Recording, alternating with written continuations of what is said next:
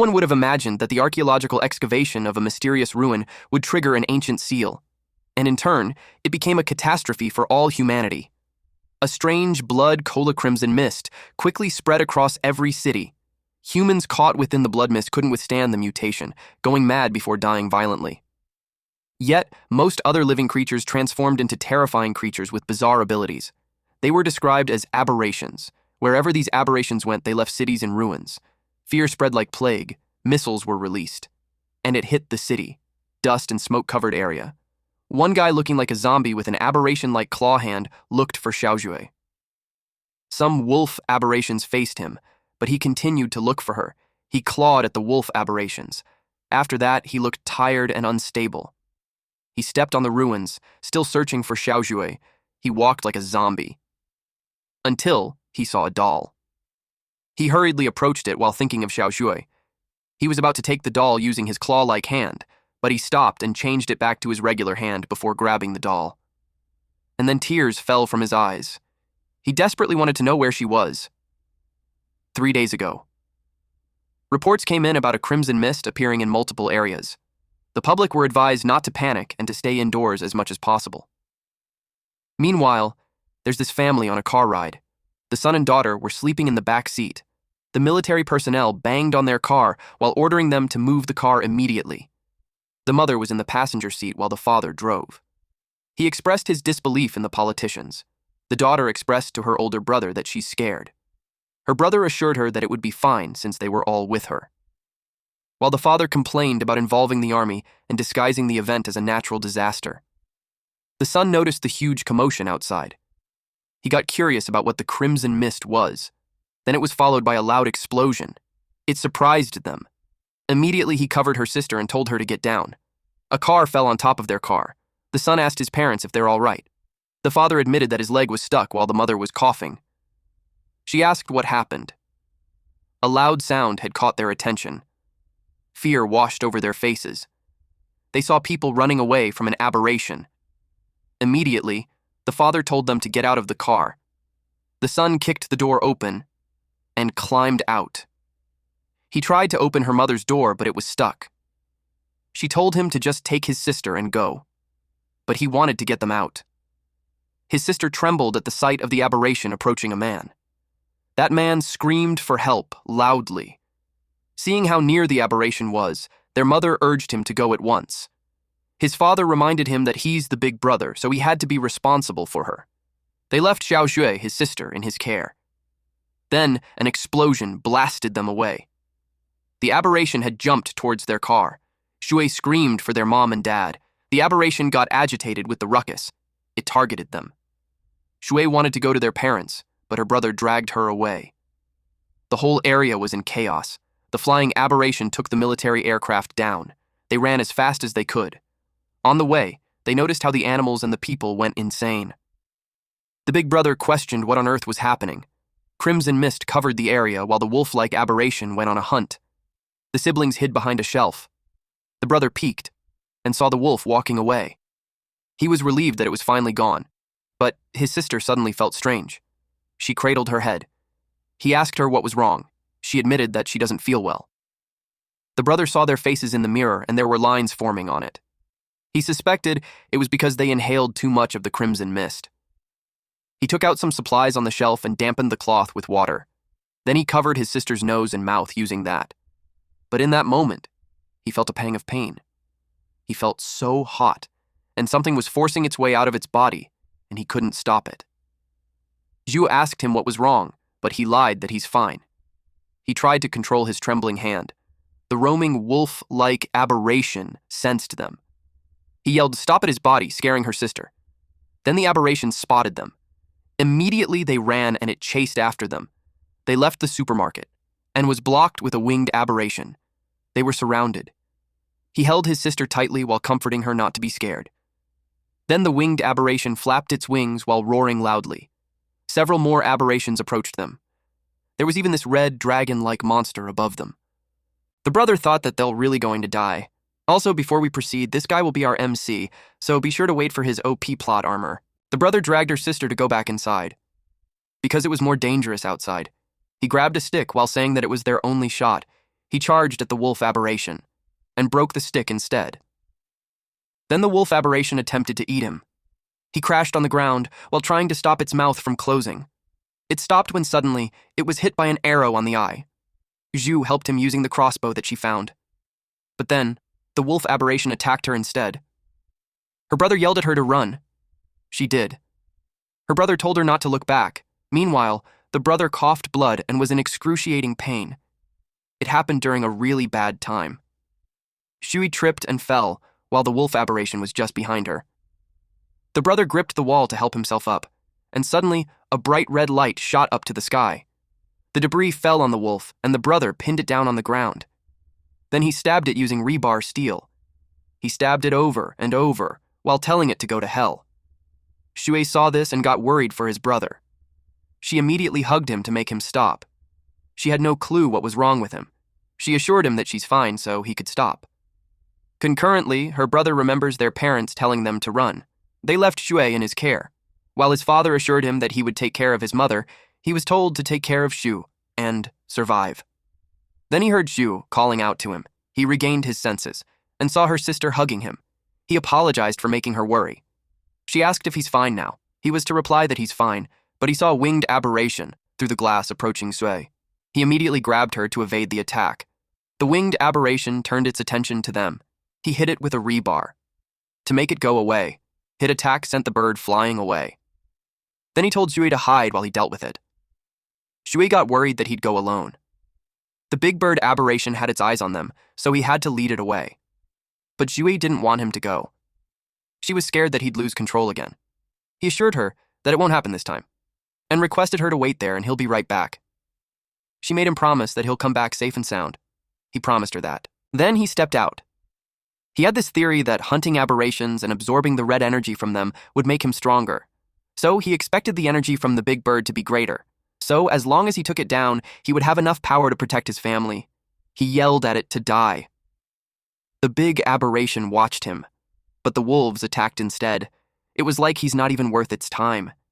He hit the wolves with the rebar as he made its way to the aberration. His attacks were powerful, but the wolves worked together. After he hit one in front, a wolf from behind bit his arm. It made him furious and his hands transformed into claws. He hit those wolves with those claw-like hands. He was elated with the power that he's feeling. An aircraft flying above them caught the big aberration's attention. He got confused when it flew. This man regained his senses and wondered what happened to him. A missile was fired in his direction. And at that moment, Shui came out and asked if he's okay. He panicked as he yelled at her not to come out. Then the missile exploded. The aircraft saw some survivors, so it landed to check them out. They saw someone infected, so they left him. Instead, they took the girl. Our MC had hazy vision, but he saw his sister being boarded to the aircraft. The military hurried because the aberrations would be back soon. He extended his claw-like hand as the aircraft flew away. Then he lost consciousness. Shui was teary-eyed when she called out to his brother. She was burning while she asked why he didn't save her. He extended his claw-like hand to her, but she was gone, and that jerked him awake. He had the same dream again. It had been half a year, and he was still searching for her. He was just glad that he wasn't exposed when he was asleep. He walked out of the building with a machine gun in his hand. When Zue was taken by those people, he searched every local shelter. But there was no sign of her. To find her sister, he joined the Border Patrol, the lowest-ranking unit in the army, and became a low-ranking soldier. In a chaotic world like that, only the army has the clearance to gather intel and travel freely. He arrived at Chishi City Border Outpost. He greeted the team captain for the Chishi City Patrol, Jia Jun, and apologized for arriving late. Jun kicked him.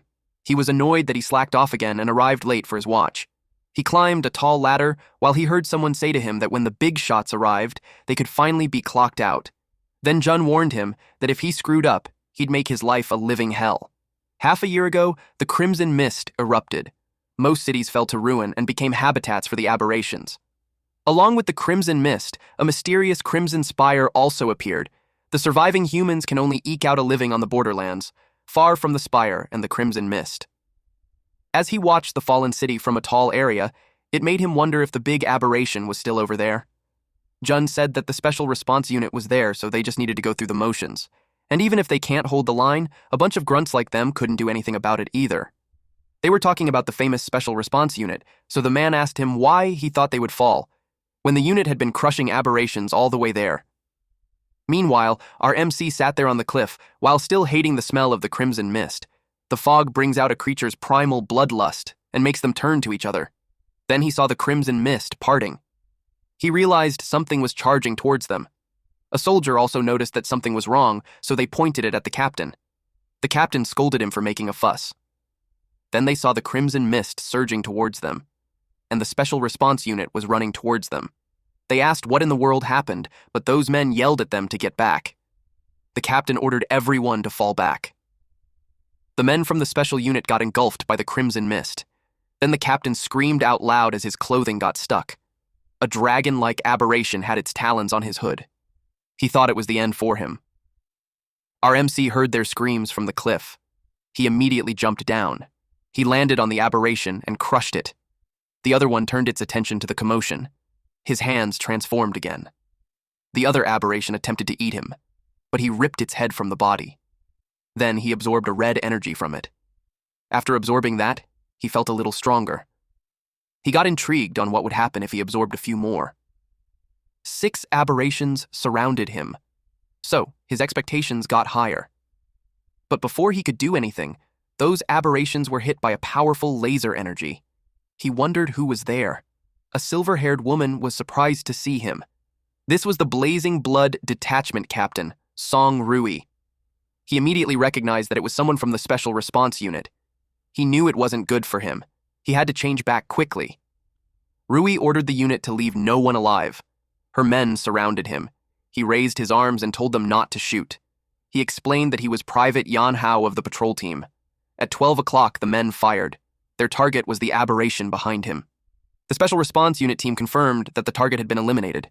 Rui stepped forward and asked him where his weapon was. He knew he was screwed. Before Hao could answer, the man from the Special Response Team received an order for all units to withdraw from the outpost to the temporary defensive line, and no one was allowed inside without Officer Song's permission. Inside the tent, Rui received a report that there were 37 casualties at the sector outpost. Among them, 2 were from the Special Response Unit's Ember Blood Squad, and 30 were from the patrol team. That concludes the casualty report for the incident. Hao had to ask on why he was being detained. He claimed that he was a victim too. Rui read to him that at 17:23, he left his post without authorization for 2 hours. Shortly after he returned, the Crimson Mist riot occurred. She gave him the chance to explain himself. He needed to find a way to talk his way out of it. He stuttered at first, then he explained that he took a nap in the nearby ruins but had informed their captain. His teammate said that he's late for every mission, and the captain always lets it slide. This rat annoyed him. He threatened him with his gaze that if he continued spouting nonsense, he'd kill him. The man warned him not to frame the captain. Rui realized that their patrol team has quite a few problems. As if sensing he was being talked about, Jun sneezed. He was wrapped in bandages all over his body, but the doctor assured that he's not going to die. All his tests came back pretty normal. But the team member beside him doubted if that could really be considered normal. Back in the tent, Rui reads the file that says that he only passed basic training 3 months ago. In the last battle, even the Special Response Unit lost 2 people, yet Hao managed to survive. Hao replied that he's scared of dying, and he was on a track team back in school, so he was faster than most. He claimed that when he saw the Crimson Mist coming, he ran. She asked him why he would join the army when he's scared of dying. She asked if he had some other objective. During the 6 months he had been searching for Yu, he had been constantly killing and absorbing low-level aberrations. He gradually learned to control his transformations between beast and human form. For half a year, he avoided people like a lone wolf. He used the most primitive method to search every ruin, visiting every human settlement. As a soldier, Rui called him a coward who clings to life. She was mad that he abandoned his post and withheld information. She expected that he knew the consequences. He asked if she's going to execute him. She whispered in his ear, asking what was going on with his hands. That confirmed that she saw it. She asked why he would lie and what his real objective was. Their conversation got interrupted when the ground shook. She thought it was an earthquake, but Hao was familiar with that feeling. He stood up and told her to run. It was a horde of aberrations approaching. She was annoyed that he tried to run away while in front of her. It was like she wasn't even there, so she subdued him. The men with her got scared that she's losing it. They told her to go easy, because the ground would collapse, and it did. They fell in a dark area. They were now underground. It was too dark, so Rui ordered the lights on. The man called Hao a walking disaster. Nothing good happens when he's around. He replied that they should complain after making it out alive. The man doubted if they would really be able to go out. They got the light stick on. They saw the area was like a maze dug by an aberration. Rui ordered them to stay calm and check their weapons. Also, to maintain their formation and cover their backs. There was a gust of wind. It caught Hao's attention. The man beside him asked why he glanced there. He replied that he heard wind. The man immediately thought it was a way outside, so he went to check. The man happily reported that there was indeed a breeze. He commended Hao, saying that even if he was a brat, he's a first-class escape artist. He also saw light ahead. He got excited, saying after knowing that there's a path ahead. He didn't notice that an aberration was creeping behind him. Rui yelled at him to get down. She fired and beheaded the monster. The green fluid almost hit him. The fluid from these beetles was corrosive. Then she scolded the man, telling him not to act without her orders. She recognized that Hao was avoiding risks. She told him that once they get out, he must explain everything. Hao wondered what she's planning. She knew his secret and hasn't called him out on it yet. Then they heard a sound. They could tell something was coming. It was a horde of aberrations. Those bugs came out of the holes. They were really in deep trouble. Those bugs crept towards them. They fired at it as they fled. But Hao sensed something. Rui saw him and yelled at him not to stop and keep running, but he noticed that the swarm had stopped. The other men saw something ahead. It was such a large aberration. They called it a dominator class, and it had absorbed the crimson mist, and it converted the crimson mist into energy. Hao told them to pay attention because that thing was dangerous. Rui fired at it. At the same time, it unleashed the energy. It got hit. But when Rui saw the incoming energy, she froze. Fortunately, our boy blocked the attack with his transformed hand. She was surprised. He told her that when they make it out there alive, he would explain everything properly to her. He made his other hand transform too. She was worried because even her attack had no effect. She wondered if he truly had a way. She told him to be careful. He replied yes. Then he charged at it. This Dominator class aberration reminded him of the previous aberration. The monster had rankings: Scout class, Hound class, Dominator class, Colossus class, and Catastrophe class. He got curious how much stronger he could become once he had absorbed it. After his attack, he realized how tough it was. If it was a normal beast, it would have been torn to pieces already. Its massive body was an oversized armored war vehicle. He assumed that it must have devoured quite a few of his kind. It attacked him, but he got away. He even commented that it was too slow. He was curious if it placed all its enhancement into defense, but it was nothing but a moving target. The other two men fired at it, but they couldn't believe it. The guy who always ran faster than anyone else. The one who is most afraid of death. It made them question who Yan Hao truly was. Rui replied that he was an experimental subject secretly developed by the Special Unit United Government for fighting alien beasts. They couldn't believe that it was a guy who took 3 months just to pass basic training. The one who runs faster than anyone at the first sign of danger would be an anti-beast combat experiment. They asked Rui if she already knew about it. She replied that she only confirmed it when he blocked the beast's attack for her earlier. The other man was silent. He was the Crimson Blood Expedition Squad Deputy Officer, Lin Yongji. He doubted if the special unit really had such experimental subjects. Or it could be that his captain, Rui, was hiding something. She explained that he escaped from the laboratory, and they didn't expect him to slip into the border patrol. The man inquired if the last Crimson Mist outbreak incident was because of Hao. She replied that it can't be ruled out, which was why she must investigate him. She warned the guy that it was top-secret information of the special unit, so whatever he sees or hears shouldn't be leaked out. She confirmed if the patrol soldier understood. He replied yes. The large aberration gathered energy on his mouth again. Then it released the condensed orb energy. And that's not good. He told the 3 to dodge. It hit the ground. Rui was able to evade. The unnamed patrol soldier was surprised that he's alive. Yongji grabbed him to help him dodge earlier. Then this patrolman saw that his leg was injured. Yongji assured him that he wouldn't die. He couldn't believe that a man from a special operations unit would do that for a lowly person, like who was just a mere soldier. Yongji replied that 1 leg in exchange for 1 life was quite a bargain, but the patrolman was worried because his mission was to target a beast, and he just lost an important combat ability for him. He clarified that he didn't become a soldier just to kill those damned beasts. He exists to protect. And as humanity's final shield, he would never abandon anyone. It made the patrolman speechless. Meanwhile, Hao was thrown by the monster. The Crimson Mist's energy had been depleted. He could no longer maintain a single arm transformation. He was up against a Dominator-class Steel Shield Thorn Bug. Now he learned how troublesome this Dominator class was. The Dominator-class Steel Shield Thorn Bug roared loudly. It targeted Hao, but it got hit on the side. It was from Rui.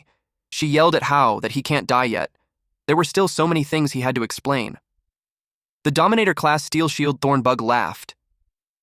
Rui noticed it. Then she saw the Crimson Mist surging out from the cave. The interconnected tunnels let it easily transfer the Crimson Mist from other places. And because of that, the bug could replenish its energy. She saw its wound starting to heal. If that goes on, it will return to its peak state again. She realized that the sudden Crimson Mist eruption at the outpost before was its doing. She knew they couldn't kill it, so she suggested running while they could. But he refused to. He wanted to kill it. Summoning the red mist had also replenished him. Now that it can't move recklessly, it was their best chance to attack. But if they fail, he would die there. He wandered the gates of hell a lot of times, and one more time doesn't matter. She agreed with him and took the only chance they had. She planned to unleash all of her power to blast open its head armor. Then Hao will take the chance to destroy its brain completely. It was the only way they could defeat it. She opened fire. At the same time, Hao went towards the monster. With Rui's attack, the head armor had been shattered. Then, Hao followed it up with his own attack and it landed on its head, and then continuously attack it. The green fluid leaked out of its body. Rui waited to find out if they succeeded. Hao fell from its head and crashed on the ground. She immediately rushed to his side. She asked if he's all right. She saw something fall on top of him. It was a photo. She didn't notice the black crystal on his hand.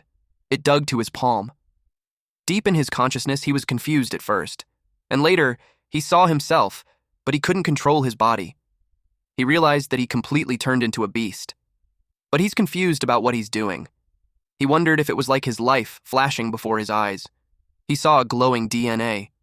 Eventually, he felt that he could move, and he felt something on his chest. It was the crystal inside the giant aberration. It looked like some kind of energy body.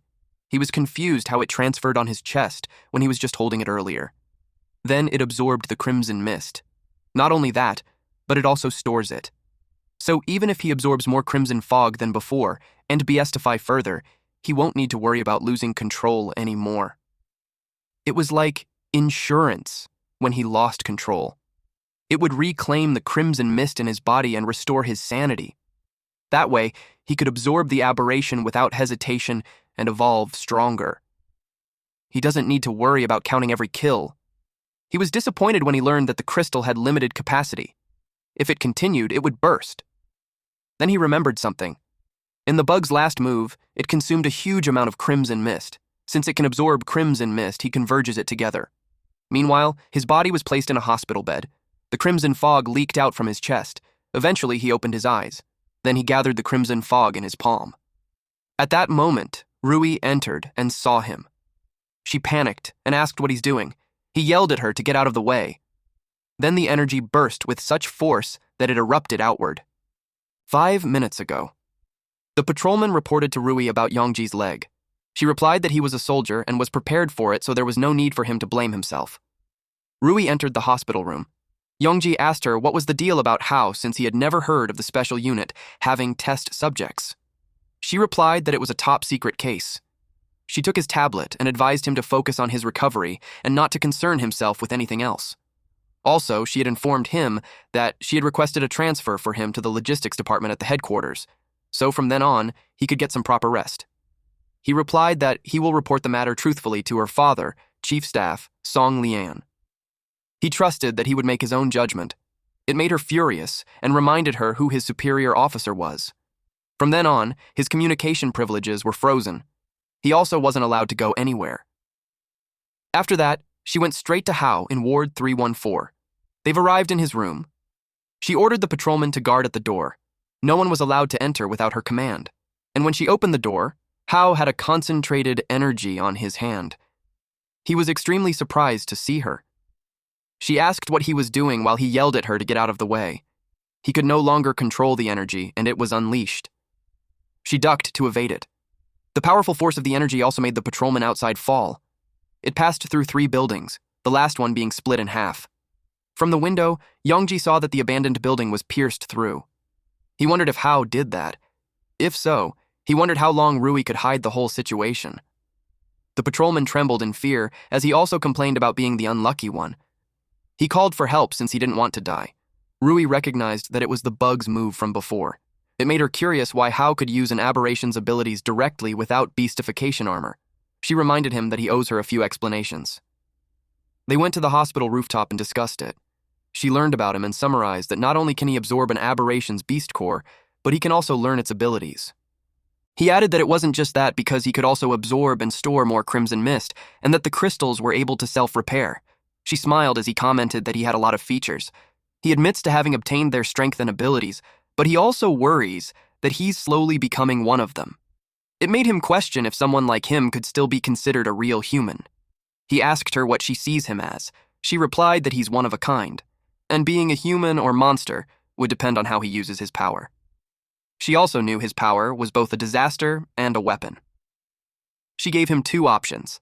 Either he joins the Blazing Blood and becomes a reserve soldier in her squad, or be classified as a threat and be eliminated just like the aberrations. He asked about the elimination. Then she admitted that the troops in the city don't have the ability to do that, even her. But also thinking that he could take the special unit alone was far too arrogant. She persuaded him that joining her squad has its benefits, status, intel, and resources, and she would handle any trouble that would come his way. He was amused that she's willing to take on a dangerous element like him that she just met and whose power was out of control. He could tell the price was high, and for her to go through all that trouble to recruit, he knew she must have some other objective. She could tell he was smart. Then she admitted that there's a reason why she needs him. She assured him that they aren't enemies. And then she suggested to think of it as a transaction. He was surprised when she revealed a photo of him with his sister. Then she warned him not to underestimate her. If she wanted to investigate his past, it would be a child's play for her.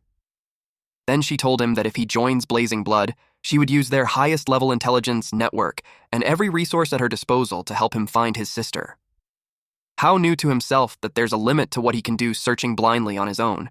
And just as she said, a higher rank and status in the military, he'd be able to investigate more places and it would be easier to move around. He accepted the deal, but he suggested that since she needs him so much, she should give him an increase in pay.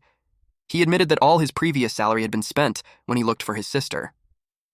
As the captain of the Blazing Blood, she approved him as a Blazing Blood reserve soldier with salary and benefits at the highest standard. Then she instructed him to get the hell out and do the paperwork. He followed the order. He headed to the patrol team to handle the transfer at once. But before he left, she remembered something. She paid for the damages he did in the hospital, so she would be deducting it from his salary. Then she thought of her uncle and became even more determined to save him. Hao couldn't believe he had to pay for it after all. Rui had a feeling that he holds the key to turning an aberration back into human. A few days later at Chishi City Patrol Team Garrison Building, Hao learned that the other patrolman was going to the Special Response Unit too. The patrolman boasted that the captain and Deputy Yongji thought highly of him. Although he joined the logistics department, he was confident that they could work together. Hao doesn't even remember the guy's name. He hadn't really paid much attention before. Suddenly, the man saw Captain Jun, and he was okay now. Hao turned to him. Jun's right arm and left leg were broken. The big muscular guy could remember how he slapped him for a mute woman, and now Jun was acting like a stray dog begging their city defense team for his squad member's pension. Then he kicked the injured Jun. He was the Chishi City Defense Team Captain Zhang Shi. The patrolman with Hao got angry and charged at them, but he was subdued by 2 men. He yelled at them to let go of the captain. Shi grabbed Jun's jaw, spat at him, and told him to get on his knees and lick the mud off his shoes, or else he'd break the kid's arm and give it to him as a crutch. Jun grits his teeth. He was about to get on his knees, but Hao lifted him and told him that there's no need to kneel. He was surprised to see Hao. Hao acknowledged that he helped him a lot before, and this time it was his turn to repay the favor. He announced his presence and warned that if anyone dared to touch a single hair on the captain's head, he'd break their bones and burn them for firewood. It angered everyone. They all charged at him while saying that he's courting death. Hao evaded them. He kicked the first one, elbowed the second guy, kicked the third guy on the knee, and punched the fourth one on the gut. The last man crashed on the wall. In an instant, all four were down. Then the guy behind Shai yelled that their captain was an E-rank warrior. They told him that he would be dead for attacking them. Deep inside, Shi was surprised that he took his men down in just 4 seconds. It made him wonder how he's so fast. Shi pointed the gun at Hao. He couldn't believe that trash from the patrol team dared to oppose the city guard. He fired 3 bullets at him. Then Hao grabbed the gun while telling him the speed at which he fired. It was too slow. Then Hao crushed the gun in his hands. He told him that his speed wasn't even a percent of Rui's. Shi became furious and took out a dagger. But Hao grabbed his hand. He threw the weapon and grabbed Shar by the neck. He remembered that the guy wanted the captain to kneel. He tightened his grip, which made Shai panicked. Hao glared at him and told him it was his turn. Then he smacked the shit out of this guy down into the ground, and that left him unconscious with his mouth frothing. The other men couldn't believe that he dodged a bullet and crushed a standard issue pistol with his bare hands. Deep inside, Hao realized that the physical strength enhanced by the Beast Core was beyond his expectations. The members of the defense team called him a monster, then they ran away. He picked up the crutch. Then the patrolman approached him and told him that he's like a god of war. He asked if he's okay. He replied that his body could take the beating. Hao gave the crutch to Jun. He thanked him. But Hao replied that he had nothing to thank him for, since he had always taken care of him. Standing up for him was the only thing he could do. But Jun became worried that the city defense team would come looking for trouble with him. The patrolman told him that he had nothing to worry about, because Hao and him became members of the Special Response Unit, so the city defense team wouldn't dare do anything to them. That night, at Chishi City, Special Response Unit, temporary base. Rui asked if all the handover paperwork was done. He replied yes. Then she informed him that she sent his application to join the team to headquarters, and the headquarters had approved it. He was impressed at how efficient they were. He asked if it means that he became an official member. She told him not to be hasty because the next step was the real step. He must depart immediately for the headquarters in Hucheng to participate in the entry assessment for the Special Response Unit's Combat Division. She believed that with his strength, passing won't be a problem. He was confident that he would even set a new record. At Hucheng, the armored vehicle made its way. Rui informed Hao that Hucheng was the capital of the special unit. Blazing Blood's headquarters were there too. Hao heard that the minimum rank for an official Blazing Blood member was a D-rank warrior. He asked how those ranks were determined. He pointed at the unnamed patrolman beside him and said that he was weak, so he couldn't believe that he's taking Blazing Blood's assessment. The unnamed patrolman replied that he could take a beating. Rui clarified that he's joining the logistics team, not the combat team, so he doesn't need to take the combat assessment. The unnamed patrolman informed him that the logistics team fights right alongside the combat team, so later on, Hao might have to rely on him. Since they had a lot of time while on the way, Rui wanted to sink some intel. She explained that people like her who can use some special abilities were collectively known as warriors. A warrior's combat power was divided into 6 ranks, A, B, C, D, and E. The Special Response Unit headquarters has a special rating system. The basics they look at are physical strength and stamina, and as for aberrations, they're classified from weakest to strongest. The 5 classes were Scout class, Hound class, Overlord class, Behemoth class, and Calamity class.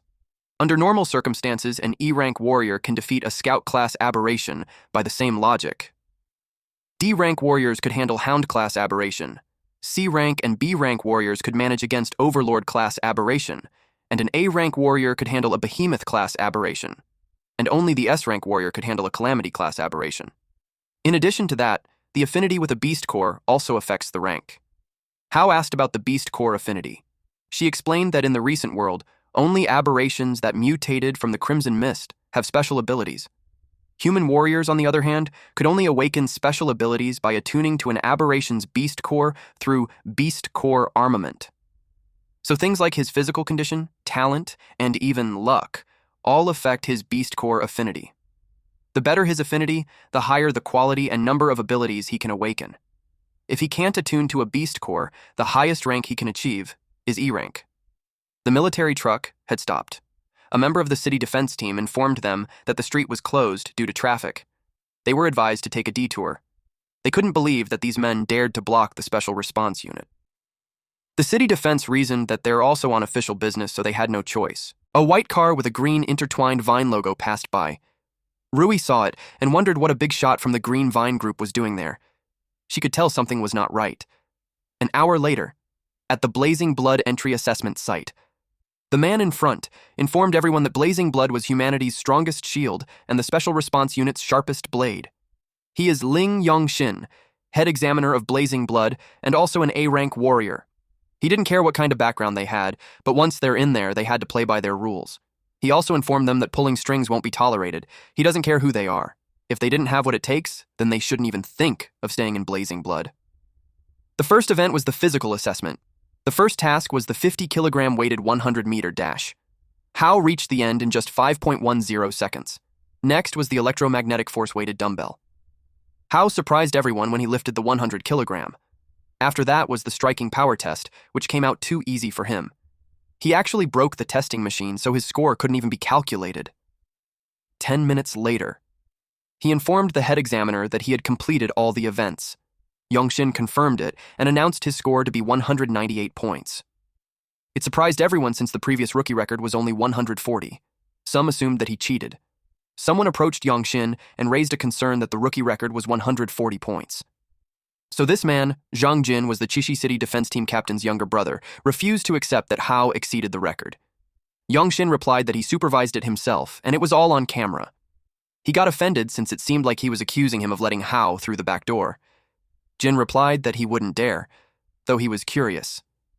He asked Hao if he's from the Chishi City patrol team. Hao was confused, but he replied yes. Then he told him that he just wanted to say hello, since they're from the same hometown. But deep inside, he planned something sinister for the kid.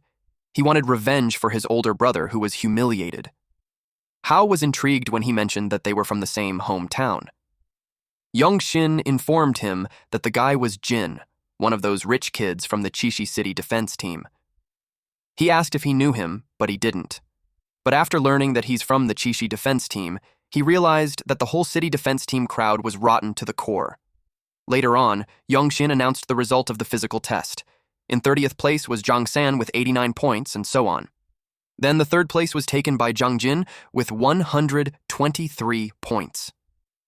Second place was Jin Ying with 135 points, and the first place was Hao with 198 points. A blonde woman looked delighted. She came to take the assessment for fun, but she couldn't believe that there would be such a strong rookie. She got excited to study him closely. This person was Jin Ying, a senior researcher in the Technical Intelligence Bureau, in the single dorm room. Jin was talking to someone through the tablet. He felt bad that he hadn't gotten first place. He complained that two monsters showed up out of nowhere, but the person on the line told him that if his brother wasn't a dog for the Green Vine group, he wouldn't even qualify for the assessment. They reminded him that he only had one chance, so he better not screw it up. He was determined to get into Blazing Blood for his brother. At the Beast Corps testing station, Yongxin assured them that the test wasn't complicated. They just had to put on the wrist guard and place the Beast Core on it to begin the test.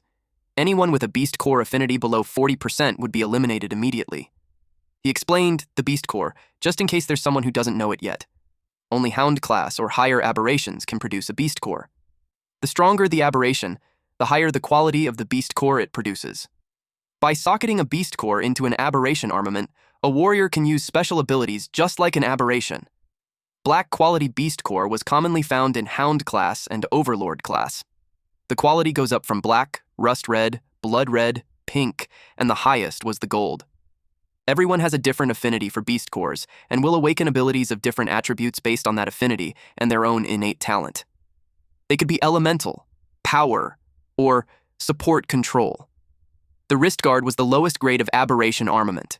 It can only test their own affinity, and it won't grant them any abilities. Once they officially join the Blazing Blood Combat Division, they would be given better Beast Cores and aberration armaments. Then he announced the beginning of the Beast Core affinity test.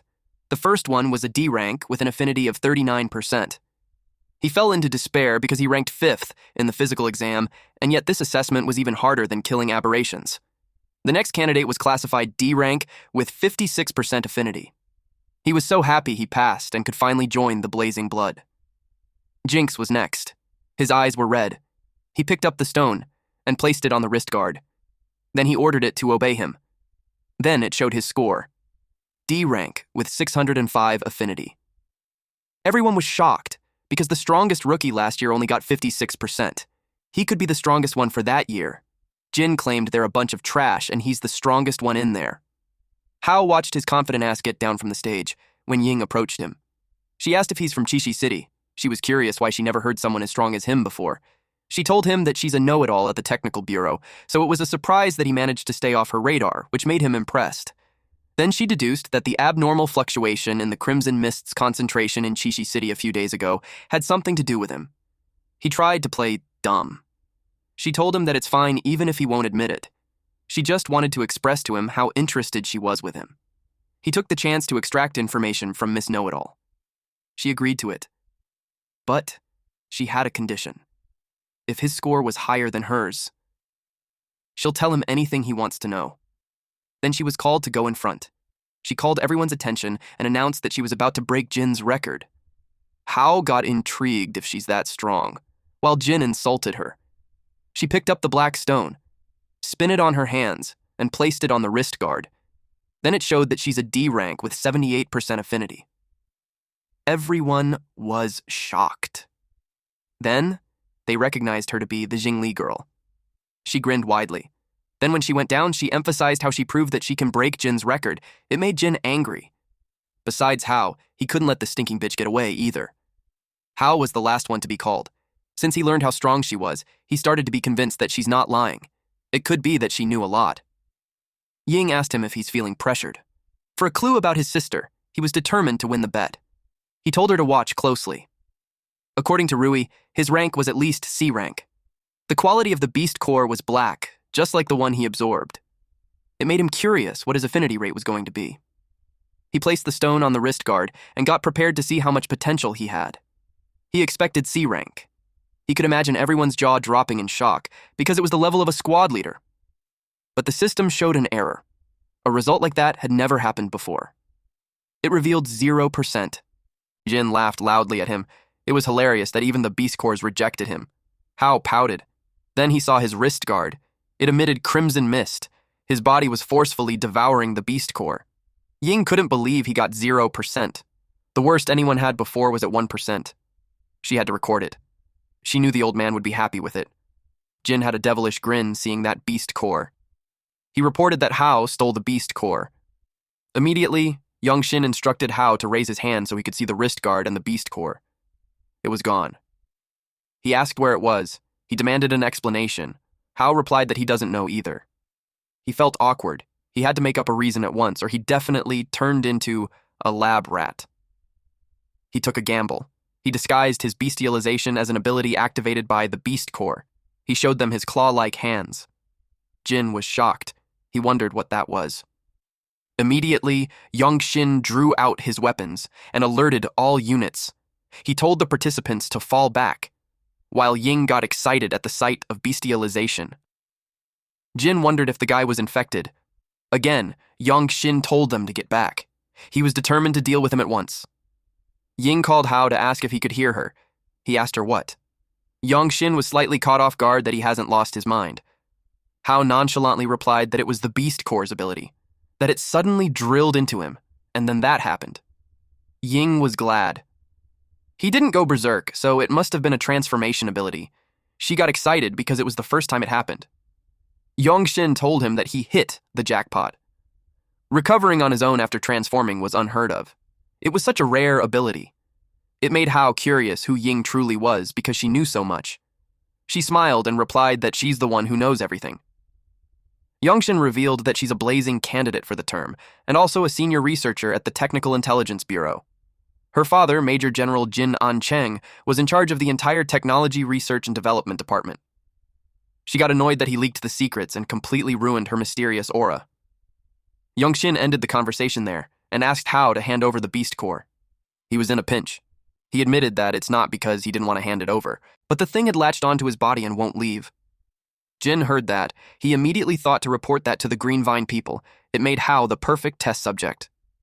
At the radiology room, Hao was scanned by a machine. The researchers couldn't believe that a beast core grew on a person's body, and since the beast core had fused with his body, it can't easily be removed. They asked Director Jin what he thinks. He replied that it was worth researching. He could tell that there's more secrets there. Major General Jin Ancheng was the deputy director of the Technical Intelligence Bureau. Two men entered and inquired about the situation and the kid's background. He asked if the Blazing Blood still planned to stick with the rules and not accept anyone with less than 40% compatibility. Song Lian, the lieutenant general, chief of the general staff for the Special Response Unit, told him to stop being mysterious and reveal what was going on. Ancheng led the team that developed the testing equipment with Green Vine. He knew better than anyone that it was 0%. Ying told her dad to hurry up and reveal it because the suspense was killing her. She asked what was up with Hao. He revealed that the machine's reading went off the charts. The compatibility was unprecedented. It exceeded the theoretical maximum set at 100%. Lian ordered Yongxin to come with him immediately. Meanwhile, while inside the machine, Hao noticed the beast core turned red from black. He wondered if it was because it absorbed the small beast core. Before, absorbing the Overlord class aberration beast core led him to steal its ability and also activated the crystal core in his body. And now, absorbing a low-level beast core didn't grant him the ability, but the beast core was strengthened. From deep black, it turned to rust red. Total crimson mist storage had increased as well as crimson mist absorption efficiency. It became a dull, dark, reddish-brown like Old Rush with a matte finish and mottled dark impurities. In other words, the stronger the beast, the stronger he'll become after absorbing it. At the Special Response Unity Blazing Blood headquarters, Rui argues with Lian. She brought Hao in there, so she asked him what was the problem with him joining her squad. He reminded her to watch her status and tone. He also pointed out how she's paying too much attention to that C-rank rookie. She insists to her father that she promised to bring him into her team. She asked him not to make her a soldier who can't keep her word. But Lian argued that a soldier's word is to the country, not to an individual. He also firmly told her that Hao already joined Yongxin's team, and that can't be changed. He asked if she planned to fight a fellow Blood Squad leader for a recruit. He ordered to return to her post. She could only comply. But deep inside, she was determined to find another way. At the Blazing Blood Barracks lounge, someone reported great news to Big News. It was Ying. She informed him that the newly discovered nest between Lake City and Redstone City was sending Blazing Blood rookies to explore. She applied with instructor Yongxin for them to team up. Yan Hao was identified to be a C rank and a member of Special Response Unit Blazing Blood under Yongxin's squad. Later on, Yongxin briefed them that the mission objective was to investigate and assess the threat level. He warned them to stay alert. Even though it was a nest, it could have changed due to the crimson mist.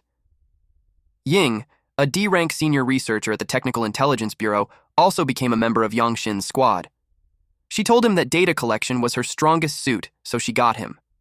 The threat level of the beast nest was divided into 4 levels: low, medium, high, and extremely high. There were also many different types like high to medium. The low-level nest they're going to was a hive type. Its characteristic was a simple structure, but the internal passages were complex, and the deadliest part was there was a massive swarm of stinger bees composed of a large number of worker bees and a small number of soldier bees. Hao asked if a single person can't take care of a hornet's nest. He couldn't believe that they needed 3 cars full of people. Ying replied that iron bees were not little honeybees. Suddenly, the driver noticed something strange. Hao saw the bees outside. He was surprised when he saw how big those bees were. Just as Ying said earlier, they were scout-class iron bees, and they're nothing like honeybees. The driver was the unnamed patrolman who became a private Special Response Unity service member. He told them to hold on tight. The bees released their stinger. It was how they attacked. Ying knew the armored car couldn't withstand that. Hao volunteered to handle the swarm outside. It was the perfect timing to try his newly developed move. His door melted. Then he jumped out of the car. He told them to find cover and defend. Then he charges at those bees. The unnamed patrolman was shocked and confused on what kind of ability used a door as a weapon. Ying explained that it was a transformation ability. Then she shared that during the assessment, Hao absorbed a beast core, and at that time, he could only transform himself, so she didn't expect him to be able to cover objects with the transformation ability. She got excited after learning that he could turn objects into weapons. She just had to record his combat data and study him carefully when they got back. Something was shot at Hao. The green stuff pierced through his arm. That aberration was stronger than the others since it could break through his defenses. He had to figure out where it was being shot from, otherwise he'll be worn down sooner or later. He told them that there's another enemy, but its location was unknown. He advised them to be careful and hide. They got behind a rock. One of the Special Response Unit members went the other way while saying that iron bees were afraid of fire. Ying yelled at him not to go out. As soon as he did, he got shot with the green spikes. And then fire engulfed him. Hao asked Ying where the green spikes came from. She saw that it was a hound-class queen bee.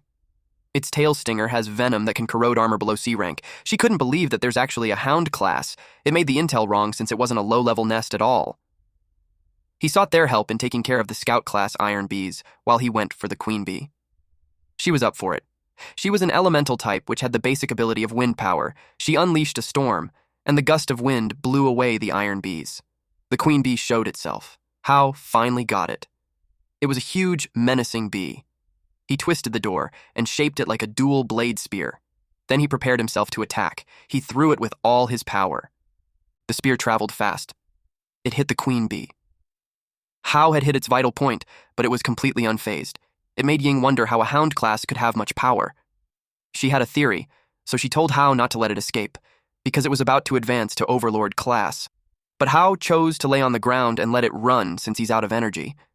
And without any crimson mist to replenish, his energy was drained in an instant. He wished he stored some to fight the queen bee. Ying teased him if he's trying to play dead with his lifeless look. She asked if he needed a mouth-to-mouth. He replied that he's not interested in little kids. She got annoyed with his response. She gave her a Snickers bar while taking a break. He clarified that he's not out of energy because he's hungry. They were munching on it when the others arrived. They asked if they're okay. Hao replied that they're fine and suggested that they clean up the battlefield and set up a temporary camp, and the situation had to be reported immediately. Ying replied that she already reported it. When they checked, the queen bee was back in the hive, and the crimson mist concentration in the nest was still low. They could go in with their protective suits. Hao thinks they should wait for reinforcements. But she reasoned that the queen was injured, so it was a good opportunity to collect data and finish it off. And the threat level of the nest had risen to high-medium. If they succeed, they'll have completed a mission above their rank, and they would get a lot of benefits. Meanwhile, at the Special Response Unit headquarters, specifically in the Chief of Staff's office, Leon admitted that the highest-ups were currently very divided. It's not just people like them who want him to become a high-end combatant. There's also a bunch of mad scientists who advocate for using him as an experimental subject for research. He told Youngshin to keep a close eye on Hao because he's special. Suddenly, Youngshin received an urgent message. Leon ordered him to answer it. He received a report that the threat level of the nest Hao and the others were exploring was changing from low to high, and Ying had already gone in. It was absurd. Leon stated that Ying may seem unreliable, but she's meticulous. She wouldn't take such a risk, so he thinks something was strange. He ordered him to dispatch the nearest Blazing Blood unity for support. Rui will lead the team and depart immediately. Their primary objective was to ensure the safety of Ying and Hao, and the second one was to annihilate the beast nest. At that moment, Yongji came in. Youngshin thought he was still in the hospital. Leon clarified to Youngshin that he had his brother follow Rui. He asked if there was a problem, and Youngshin replied, no. So he ordered Yongji to report to Rui immediately and serve as her adjutant. Youngshin realized that it was him who arranged for his brother to be by Rui's side before. Leon did it for his daughter, despite not knowing why she's so interested in Hao. Meanwhile, Hao and Ying roamed the nest. Only him and her had the protective combat suits that can resist the crimson mist. He hoped everything would go smoothly. She saw the energy readings hadn't changed that much. But once the queen bee from earlier evolves into an overlord class, the difficulty of clearing the nest would increase dramatically. Hao sensed something, so he told her to stop. The queen bee showed up. This time it's a mutated iron-armored needle queen bee. Its size and oral apparatus on its tail could mean that it's an overlord class. She couldn't believe that it actually succeeded in evolving, when the low concentration of crimson mist shouldn't support such a rapid advancement. Not only that, but the other Scout class poison needle bees had also been enhanced. She realized that the crimson mist concentration there has long since far exceeded the warning level. She couldn't understand why the analyzer didn't warn them. She fell on her knees and started coughing. She noticed that the protective suits had been tampered. The effectiveness against the crimson mist had been weakened. It led her to think that there's a mole in Blazing Blood. The crimson mist increased. He took her hand and ran to retreat. But deep inside, he was pleased that the crimson mist was delivered to him just when he was worried about lacking it. But he needed to get Ying to safety first, otherwise he couldn't fight it with peace of mind. A large stone fell in front of them. He told her to hide in there because the spot was concealed and well ventilated. She should be able to hold on for a while. Then she ordered him to contact the headquarters and have the reinforcements prepare protective suits while he held the aberrations off. She assured him to update them with data from inside the nest and the latest situation. Before he leaves, she warned him that if he doesn't come back, she'll chase him to the depths of hell and never let him go. He assured her that he'd definitely be back. The queen bee noticed him. He faced the mutated iron-armored poison needle queen bee, an overlord class, along with several other scout class iron bees. He was glad to have gained enough power to protect the people who were important to him, so this time he made the same promise he did with Shui, which was to not fail. The swarm flew towards him. He only had enough red fog energy left for one shot. He absolutely cannot fail. He focused to condense the energy on his hand, and then he detonated it. This attack was the Crimson Condensation Blast. It was a powerful explosion. That could even be seen from outside the hive. He wondered if it worked.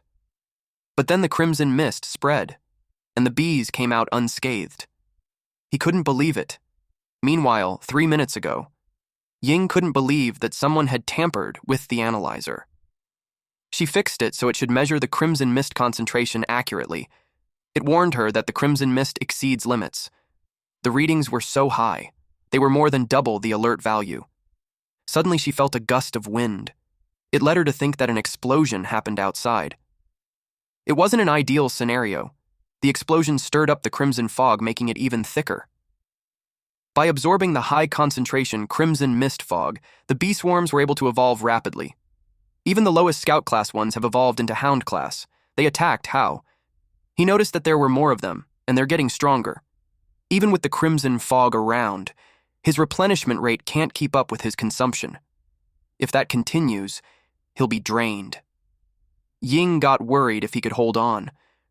Then she noticed his neck. There was a symptom of crimson mist corrosion. She realized that his protective suit must have been tampered too. She watched the measuring device. The readings continued to rise. She knew Hao would lose control. She helped by blowing away the crimson mist around him first. So, she released a wind pressure blast. When she found the timing, she detonated it. Hao was confused when the crimson mist around him had been blown away. He cursed because his energy supply had been cut off. The bees released their green stings. He blocked it using his forearm. The stings got stuck on his arm, and that's when he realized it had a paralyzing effect. It released more stings behind him. He knew he couldn't dodge it. Suddenly, someone arrived and blocked the stings using his body. It was Yongji. He was a C-rank strength type. His basic abilities were body fortification, hardening, and super sensing. His beast core source was an overlord pangolin. He yelled at Hao to focus, since the fight wasn't over yet. The bees surrounded them. In an instant, it got cut with laser attacks. It was done by Rui. She's a C-rank elemental type with basic abilities such as electromagnetism, and her derived abilities were lightning strike, railgun, iron sand, hacking, and magnetize. Her beast core source was a behemoth-class eel. Hao asked what she was doing there. She explained that they have received orders from headquarters to support them. She ordered all units to charge and clear out those damn bugs. Her squad followed her orders and charged in. Team A suppressed the forward passage with high heat. Team B covered the mid-range with fire. Yongji and Hao were ordered to fall back to recover. They followed her orders. At the same time, the queen bee had targeted them.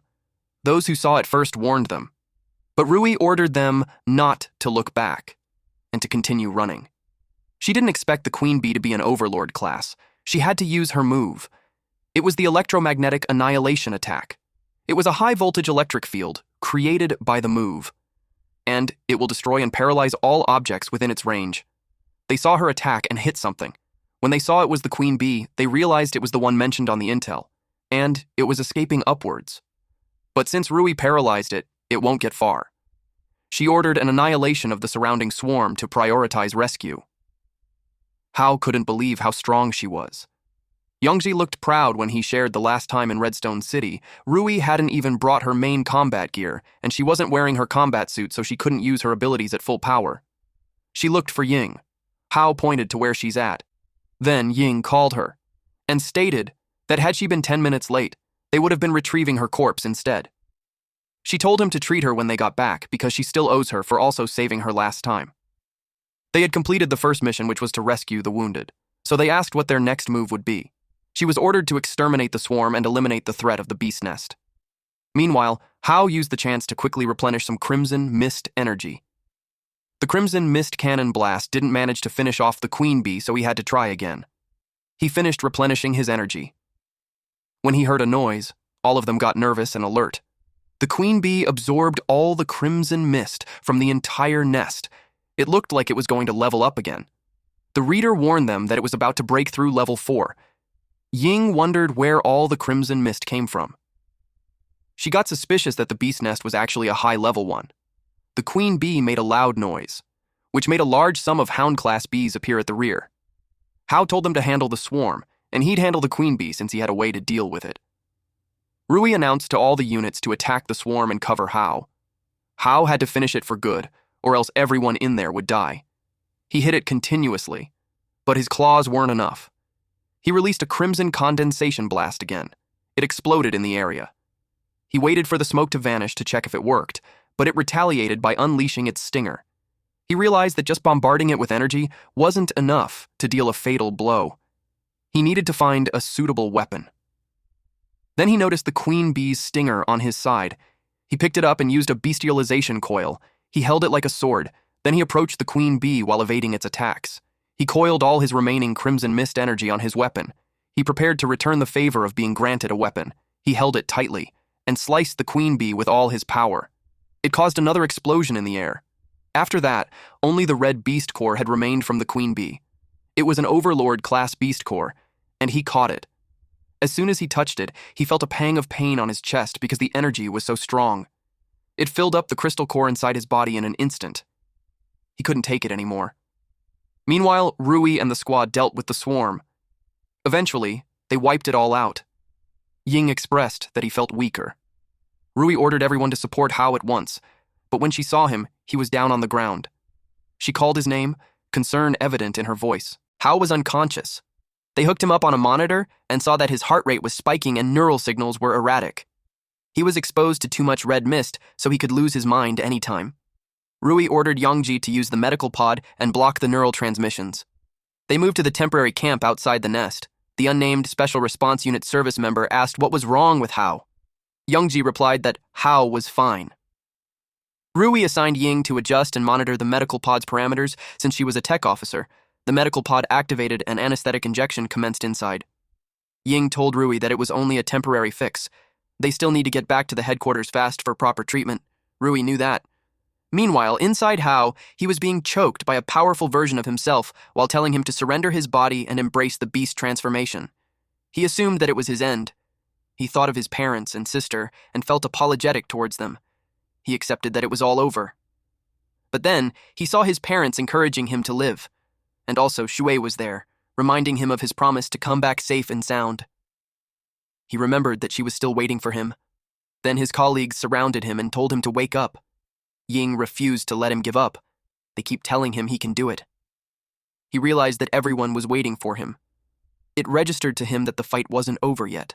He felt determined to live. He still had to find his sister and protect everyone, so he refused to go down. And he knew it wasn't just his responsibility, but his other self too. He broke free from the grip of his powerful self and got that other version of him chained up. He called his other self to go back since everyone was waiting for them. It merged with him. He grasped that there's a price for getting stronger. Every breakthrough was like dancing on the edge of an abyss. His consciousness came back, but he couldn't open his eyes, and his body won't move either. At that moment, the cars were on the move. The sandstorm was so intense that they couldn't see the road at all. It was dangerous to keep driving. Yongji informed Rui that there's an old city ruins 3 kilometers ahead so they could take shelter there. Rui asked Ying for Hao's status.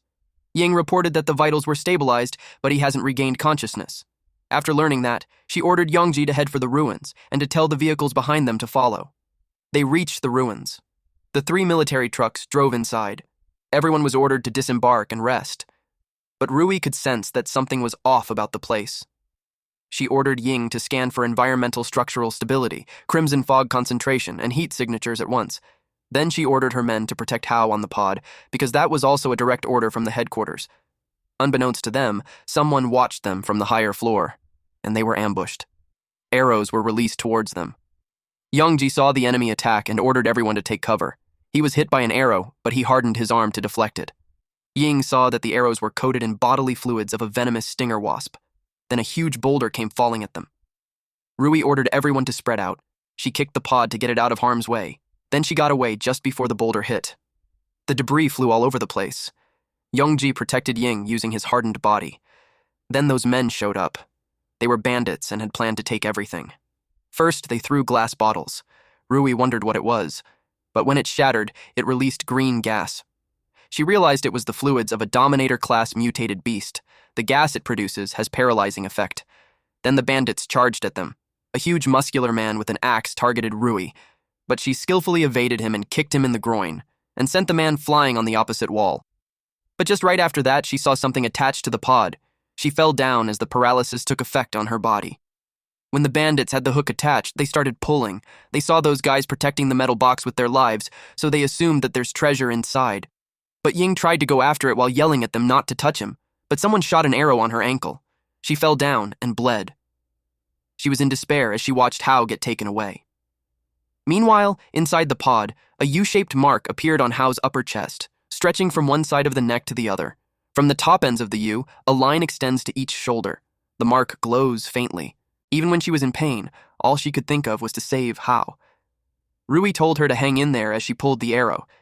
Inside Rui's head, it was such a failure since not only Hao was taken, Ying got hurt too. She broke half of the arrow, then bandaged her up. It was all they could do at the moment. She advised her not to move. Ying noticed how the bandits set up an ambush before they even got there. She finds it strange, and it made her wonder how they knew about their movements. Eventually, Youngji reported that the scene had been secured. Most of the vagrant bandits escaped while they were poisoned. There was a severe sandstorm outside, so she knew they couldn't have moved Hao above ground. With that, she suspects they had gone underground. Her men found an abandoned elevator shaft. A preliminary search suggests it was a passage to their hideout. She assembled a team immediately. Their next operation was a man-to-man combat with the objective to retrieve Hao. Rui ordered A-Team to secure the exit and protect Ying, while Youngji and Team B would rappel down with her. She reminded them that failure is not an option. The unnamed Special Response Unit service member wanted to go with them, but Rui refused because he's not a combatant and they don't know what was in there. The A-Team would protect him and Ying above ground, but he insisted because Hao was his best friend and the one who saved his life. So now that he's in danger, he just couldn't sit and wait. That convinced Rui. She warned him to stay close and not fall behind. Meanwhile, the bandits arrived at their base. They complained that the coffin was heavy, but it also made them curious about what was inside. They expected it to be good. One bandit carried an axe and told everyone to get out of the way. He raised his axe and hit the pod. The person who initiated to open the pod was the bandit leader, but he soon learned that the pod was tougher than a vault. They broke several crowbars and sledgehammers on it, and it hasn't even budged. A blonde young guy told them that he could open it, but they had to go down below. The bandit leader dismissed it as nonsense since there was nothing down there but a dead end. And the last 3 who went in never came back. They all laughed and mocked the kid. But the blonde guy insists that he has seen a key that can open it down there. The bandit leader got annoyed and grabbed the kid by the collar. This blonde guy offered him a deal that if he opens it, they would let him go, but if he can't, he can just kill them or do whatever he wants. The bandit leader warned him that if he tries any tricks, he'd slaughter him. Hao heard them and deduced that he ended up in the enemy hideout. After his beast core upgraded, his sensory abilities had been enhanced. Not only could he sense his immediate surroundings and the environment deep underground, but he can also sense the state of his own body. His beast core level was rust red with 67% crimson fog reservers. His evolved abilities in beast form were claws and tangle, and the abilities he acquired were crimson fog bomb and poison gland. He suspects that the poison gland came from the queen bee. The bandits arrived at the deeper floor. There was a fossil of a large creature in there. They warned the blonde guy not to try any tricks. The blonde guy pointed at one of the bones and told them that it was where the key was. The bandit leader ordered his men to bring the pod there. While doing so, the box exploded and the men were blasted away. Apparently, the box opened by itself. As soon as he rose, Hao released a poison gland. Everyone began choking. Hao liked the skill. It was a good support skill for crowd control. The bandit leader didn't expect that there's a person inside. He assumed that they purposely let them take him just so they could infiltrate the hideout. But Hao had no idea what they're talking about. The bandit leader intimidated him by introducing himself as a D-class warrior. He told him that killing a little punk like him would be as easy as crushing an ant. He was furious that they played dirty, so he attacked him. Hao activated the poison gland again, and then punched the bandit leader on the face.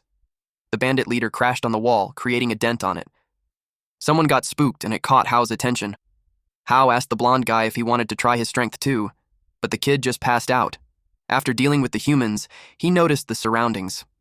There were so many mutated beast skeletons in the place. He inspected it and saw that the skeletons were all damaged, which tells him that they didn't die from natural causes. Someone intentionally placed them there to fight to death, like in a gladiator arena. Then he heard Rui's electromagnetic sound. He could hear it from 10 floors away. He commented that she was hot-headed as ever. The bandits fired, but Yongji hardened his body and went after them. He kicked one bandit, and eventually they had secured the area. But there was still no sign of Hao. Rui ordered them to keep searching. They noticed that there were mutated beast claw marks everywhere. It led them to think that the place holds some secret. They approached the pit, and one of the military men reported that the detector signaled that Hao was below. But then suddenly, the signal disappeared. Rui immediately suspected that the pod was destroyed, which puts Hao in danger. But suddenly Hao just jumped out of the pit with a passed-out blonde guy on his arm and greeted everyone.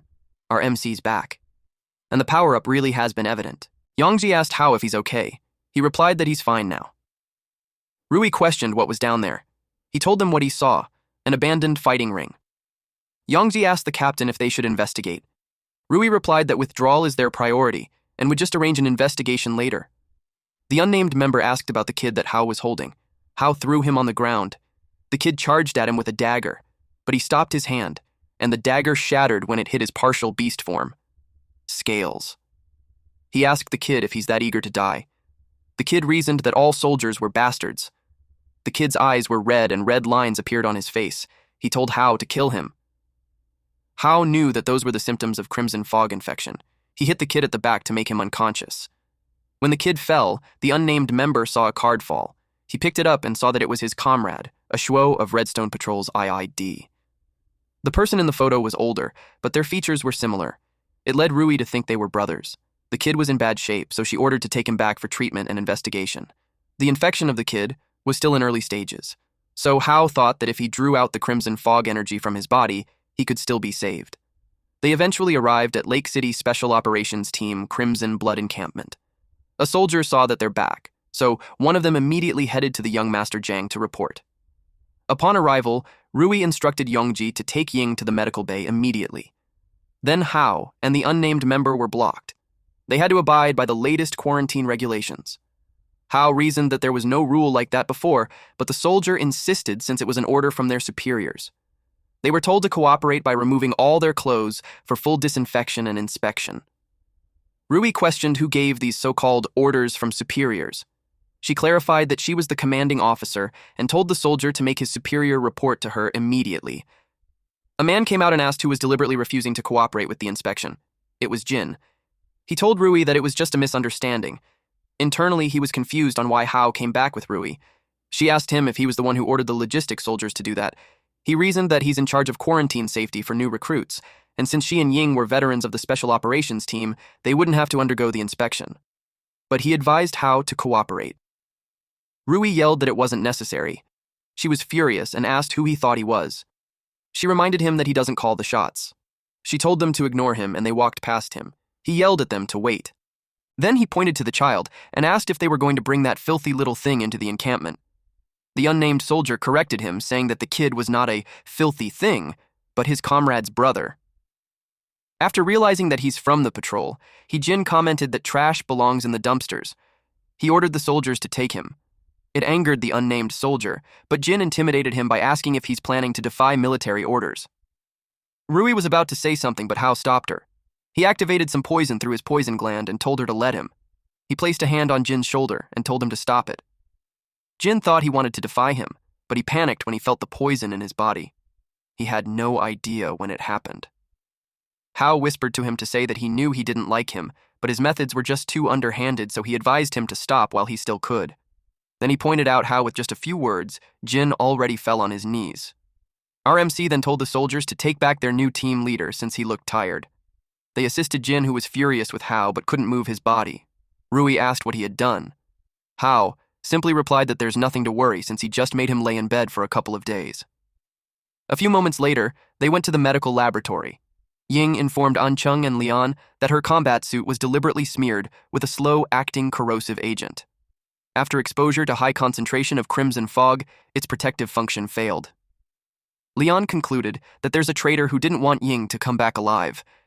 Lian knew that Hao was one of the targets too. Hao expressed that he believed that he was the primary target. Ying was just dragged into it because of him.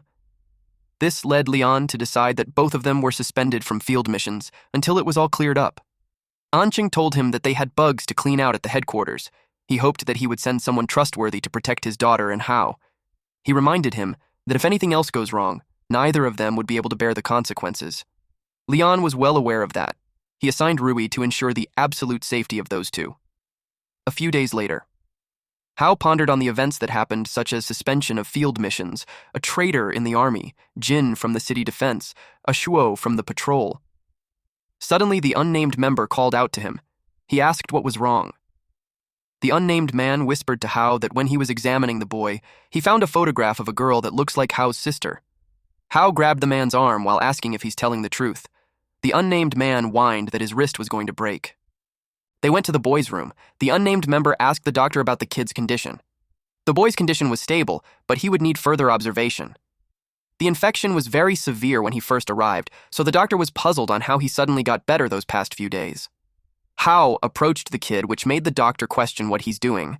Hao requested the doctor to step aside for the crimson blood investigation. The doctor was worried. He understood that the kid was a bandit, but the way that the kid's infection symptoms had subsided was highly unusual. He hoped Hao wouldn't do something. Hao was well aware of this because, after all, he was the one who cleansed the crimson fog infection from the body. He saw the photo, and Shui was there. The boy woke up and raised his tone when he asked what Hao was doing. Hao asked where he saw the girl. The boy revealed that it was 6 months ago at the refugee settlement. Then he asked where she was now, but the kid doesn't know. He got frantic as he screamed that they were all gone, including his brother, who promised that he'd be right back if he just waited there. Hao remembered the same scene with her sister, and his promise to come back for her. The unnamed man informed Yan that a Shuo was sent to evacuate refugees back then, but got transferred to another mission during the evacuation. And then he went missing. Hao was puzzled on why he was assigned on another mission in the middle of that one. The unnamed man had no idea, so he suggested looking more into the mission files for the specifics. Hao absorbed the crimson fog from the kid. The unnamed man was confused about what he's doing. He told him not to tell anyone else about it. The unnamed man now knew why the infection suddenly cleared up. Hao told the kid that he would help him find his brother, but he had to tell him everything he knew about the girl in the photo. The kid wanted assurance that he'll really do that. Hao encouraged him to trust, because doing so was beneficial for both of them. The boy started to narrate what happened 6 months ago. After that, at the barracks cafeteria, the unnamed man asked Hao if he's really going back. Hao was certain of that since Shuo had already been on a mission for half a year. He could no longer wait. The unnamed man brought up Rui. She told him that there was a mole in the army that was trying to harm Hao, so he was ordered to stick with him and report any intel back to her. Hao was firm when he informed him that he came there for Zhui, and no one could stop him. Suddenly, Rui showed up behind him and asked who was trying to stop him. She was with Ying. The unnamed man asked Ying if her leg had healed. She replied that Crimson Blood has amazing top-tier medical care. Rui suggested that they move somewhere else to discuss. They transferred to a small conference room. Hao asked them how they all knew. Ying showed him the surveillance camera at the kid's room. The unnamed man was horrified when he learned that Ying was spying on them the whole time. She commented that he phrased it harshly, when she was just trying to protect everyone. There were some internal issues, so it's not impossible that someone could suddenly get kidnapped.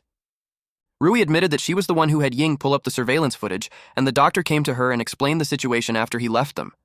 She told Hao that she's not going to stop him. She promised him before that she would help him, so she hoped that he would trust her too. He was touched. Ying added that he should have more faith in her too. She also showcased her own special methods of investigation, and the unnamed man passionately expressed to Hao that he'll always support him. Rui asked him what his plans were. She requested him to explain his plans in detail. He agreed to it. Meanwhile, at the ruins on the outskirts of Redstone City, Before entering a dilapidated building, she was asked for the password. He replied, "Everywhere," and was allowed to come in. He informed the man on the couch that he had urgent business with Chief Hong. The man replied that Chief Hong had no time to see him. She replied that Hao was on his way to Redstone City from Lake City. The man replied that Chief Hong already had intel on Hao. Because of that, she was positive that Hao would meet his end. A few days later at the Redstone City outskirts checkpoint, the city guard had to inspect all entering vehicles. It was chaotic. Rui complained that the line was a total mess. She never saw them so active in defending the city before. Hao was impressed with her nice car. He didn't know that she had that kind of hobby. Since they weren't going there for official business, they can't use the military vehicle, so using her car was more discreet. The unnamed man asked if it was okay to leave Ying at the headquarters by herself. Rui had Youngji keep an eye on her, so she's confident that there wouldn't be any problems. Hao added that Ying had her own way of helping him investigate. She had to stay behind because that thing could only be accessed from the headquarters. Also, Ying could provide remote support through military comms. The window of their car was knocked for the security check. Suddenly, a guard informed everyone that there's an approaching beast 1 kilometer away. It was a pack of iron spine wolves. The defense soldiers fell back as fast as they could. Rui got furious that those men just left them all stuck there. Hao got out of the car and gestured that he'll take care of the monsters. The people ran as fast as they could as the iron wolves approached. One person was about to get bitten. Luckily, Hao clawed at those aberrations. He told the others that if they want to live, they should run. Then he faced the Scout-class iron spine wolves. The scene was so familiar to him. It was the same during his first encounter with them, and that time, he lost his sister. But now he refused to let that happen again. The defense soldiers saw him and couldn't believe that he took out the whole pack of aberrations in an instant. They quickly sent someone to notify Shai that the person had arrived in Redstone City. Those wolves were a piece of cake to Hao. The unnamed man was impressed with him. Rui promised him that she'll handle the rest. She called the defense soldier. She introduced herself and showed them her badge, then she ordered them to stop the inspections immediately and let the people into the city. They obeyed her. As they drove into the city, they couldn't shake off the feeling that the security check had another reason for it. Rui asked Hao what he thought that was. He replied that it seemed like they were looking for someone. But he didn't dwell on it, since their top priority was to investigate Ashuo's mission file. They reached the Redstone City Defense Headquarters and went specifically to the archives room where all the patrol team's mission files were. But Hao couldn't find Ashuo's file. Rui searched on the computer. The unnamed man realized that the 7th Squad's Ashuo, Li Ming, Wang Qiang all were gone. Even the basic roster had been redacted. And Rui found out that the local database had been wiped out too. There were no records of Ashuo in it. It could have been a dead end from the start. Hao asked if there were any other options. She called Ying to ask if she could find it. Then she informed them that Ying had a way to access the database files, but she needed time. The unnamed man was surprised that she was that skilled. Hao wasn't, though, because Ying calls herself Miss Know-It-All. Then the unnamed man remembered that Captain Jia was a veteran of the former government army. He trained Ashuo when the patrol team was first formed. He was hopeful that he knew about that mission. They decided to see him at Captain Jia's house. It was such a mess that they could tell it was a sign of struggle. The marks were fresh, so they assumed that the fight had just ended recently. Hao determined that it was the city defense team. Rui wondered why the city defense team would go after Jun. The unnamed man shared that Hao stood up for the captain before and beat up the city defense captain, Shi, to a pulp, so he deduced that this was revenge. And Hao had this feeling that it was all aimed at him. The inspection was to confirm whether he had entered the city. It got him riled up to face them head-on. A few moments later, some soldiers arrived. They were glad to have finally found Rui. She asked them who they were. One of them was the Redstone City Defense Adjutant, Li Ben. He received word that she came, then informed her that Jia Jun of the patrol team under his command went missing while on a mission outside the city, so he would like to seek her assistance in the search and rescue. It was their army's business, so she couldn't see why she had to help them. He reasoned that the aberrations had been unusually active, so their regular forces were no match for them. Rui and Hao glanced at each other. They understood each other without saying a word. She agreed to help, but on the condition that Ben was coming with them. Ben argues that it's not a good idea since he would just get in their way. She asked if he's refusing, then she clarified that she's not asking. Instead, she's ordering him. Then she warned him that if he refused, he could have him executed on the spot for insubordination. They got him inside the vehicle. They drove on the outskirts of the city. Then they probed Ben why they would send Jun on a mission when they knew that the aberrations were unusually active lately. Hao suggested that they sent him there to die on purpose. Ben denied it. They reached the area that he told them. Hao could tell something was not right. Rui asked what was wrong. He replied that Ben told them the area was teeming with aberrations, and yet he didn't smell any crimson fog. Meanwhile, Ben was in a rush to get out of there quickly. The unnamed member saw him fiddling on his phone. He asked what he's doing. Ben argues that he had brought them all to the location of the incident, so his job should be done, so he had his squad pick him up. Then he told the unnamed member to tell Rui that he leaves the search and rescue on her hands. And then he walked away. But Rui blocked his path and told him that he's not going anywhere. Hao placed a hand on his shoulder. Then she probed him on what their objective was. Suddenly, lightning and thunder roared. Ben feared for what's coming. It was as if he already knew it. The lightning struck the ground. Ben was deeply terrified. He expressed how he didn't want to die. It was as Hao expected. The low-level aberrations weren't around because of that thing. It was a Dominator-class Thunder Beast, and this monster roar could even summon lightning around it. The Dominator Thunder Beast stood there in front of them. The unnamed Special Response Unit service member was terrified. He wondered why it suddenly appeared there. With the unusual aberration activity and the border patrol going missing on a mission, Hao could tell none of this was a coincidence. Ben tried to run away. Rui ordered the unnamed personnel to catch him and not let him escape. So the unnamed personnel chased after Ben, who refused to die a meaningless death there. They saw the Thunder Beast charging up its breath attack, and then it unleashed it. They got out of the way. But the attack was so powerful that it messed up the area. Hao knew that getting away won't be easy. Rui told him to hold it off while she goes to get her weapon. Someone watched them from the roof.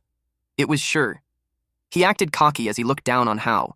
His subordinate asked if the small device could really control a Dominator-class aberration. He replied that the technology of the people behind them was beyond their imagination.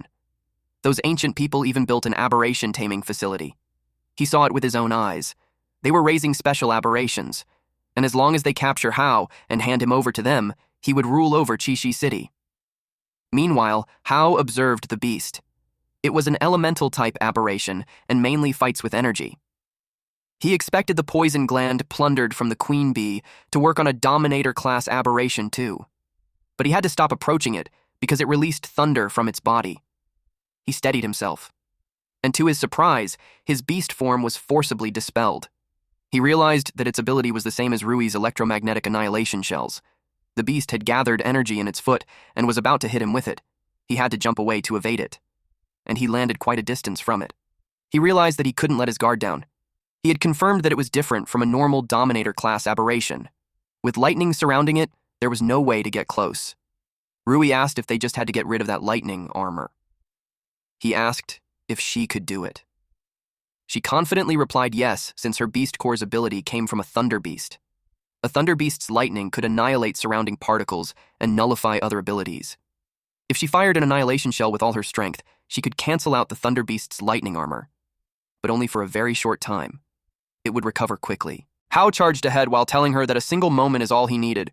He approached the beast as it released thunder from its body. He gave her the cue, and she fired the electromagnetic annihilation shell.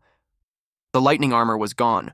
Hao used the chance to attack it with his beast form claws and venom. Then he glanced at it to see how it liked the queen bee's potent venom. It worked. The poison slowed its movements. Its attack became too slow. He continuously hit it with his claws. He noticed that its attack power was stronger than any Dominator class he had fought before, but without its lightning, its physical strength was far inferior. But he also knew that without Rui's annihilation shell, he wouldn't even have a chance to get close. That pushed him to be stronger. He saw it retreating. Hao suggested that since it was there, it should leave something behind. Shi's subordinate panicked when they saw that the aberration was about to lose. Rui noticed that Hao had grown a lot recently, and it inspired her to get stronger too. Shi was still cocky because he brought another thing aside from the Dominator class. Rui was surprised when she saw sharp teeth behind her. She didn't expect there to be another one. Hao was overwhelmed when he saw that there's another one. It was about to eat Rui. Immediately, Hao rushed to her and pushed her away from it. She fell on her butt. Then she saw Hao get eaten in her place. She called his name. But she noticed that the monster trembled. It struggled to close its mouth. Because Hao pushed it open, he refused to be devoured. Eventually, he was able to push himself out of the mouth. Seeing the enemy prepared 2 Dominator classes, he couldn't help but comment that they think highly of them. This second beast was a Stealth Beast Dominator class. Rui rushed to his side and asked if he's okay. He replied that he's fine. He didn't expect there to be an invisible aberration. Rui explained that it was a specialized aberration. It enhances its own stealth, then launches an ambush on its target, and it's generally hard to deal with without support members who have super sense. Suddenly, the Thunder Beast released a beam towards them. Hao was surprised that the Lightning Beast had already recovered. Then the Stealthy Beast went behind them. He knew their situation was bad. He got hit from behind, and that threw him on the ground. Rui got worried for him. She counterattacked and unleashed an electromagnetic blast bomb.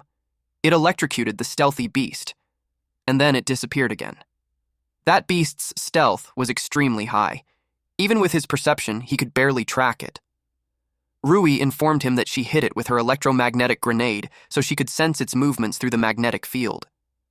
Hao asked for its position, as he planned to finish it in one strike. She told him that it was behind him and asked if he's confident. He replied yes with certainty. Then she informed him that it was coming from behind him. He stepped on its mouth and pushed it down while his hands helped to keep the mouth open, and then he pointed his hand on the inside of its mouth and fed it with his attack, and that blasted its head away, one beast down. So for the remaining one, he asked if Rui could use that move again. She wasn't wearing her aberration armaments, so she doesn't have enough energy to spare for that move. But she knew another way to break through its lightning armor. He asked what it was. She coated him with her remaining energy, creating an ionized layer. It's very short, it would only last for about 10 seconds. But the ionized layer could only withstand one attack from the Thunder Beast. That was enough for him. He valued that single chance.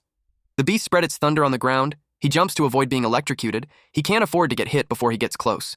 He focused all his power into his right hand. He used a beast form lightning claws and made a hole on the Thunder Beast's stomach. Shi's jaw dropped when 2 of the Dominator class beasts were defeated. Even 2 B ranks might not have been able to beat them, and yet mere C ranks were able to. He commanded Team 2 to fire the anti-tank missiles and stall them. They cannot let them leave the area. He set off to get people from Greenvine. Meanwhile, Hao walked away from the beast thinking it was over. Hao picked up the beast core with the lightning from the Thunder Beast, and the other dark glowing beast core from the Stealthy Beast. Rui put in a lot of effort this time, so he planned to give her half of the spoils. He was about to tell her something, but he was surprised to see her down on the ground. At the same time, the unnamed personnel arrived and reported that he got Ben. Ben was screaming that he doesn't want to die while the unnamed personnel dragged him. He saw Rui lying on the ground and immediately asked Hao how she was. Hao explained that she overused her powers and exhausted her body. Thankfully, it was just physical exhaustion. There were no signs of crimson fog corrosion. Little did they know that on a rooftop nearby, Shi and his men had set up the anti-tank missiles. One of them reported that Ben was there, but Shi just told them to ignore him, since it was his fault for courting death by coming there when he was only told to lure them there. Hao and the unnamed personnel were surprised when they were attacked by the standard-issue military weapons. Ben couldn't believe that Shi abandoned him. He decided to go all out instead. He revealed that it was all Zhang Shi's idea. He said if they capture Hao, they would get promoted and strike it rich. He also shared that Shi was hiding nearby, and he was the one who instructed him to lead them there. Meanwhile, Shi was annoyed that not a single shot hit.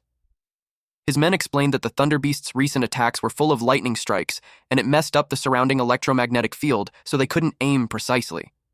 The unnamed personnel noticed that the attacks had stopped. Hao ordered him to take Rui back and contact Ying to tell her that Shi of Chishi City Guard has mutinied and attacked Rui. He also wants him to take that adjutant back and interrogate him thoroughly. He also wants him to tell Ying that the Chief of General Staff, Lian, must be informed about this. The unnamed personnel drove the car and called out to him to get inside the car. He got annoyed and asked him if he was stupid. If they were all in the car, they would be sitting ducks, so he planned to cover him as he pulled away.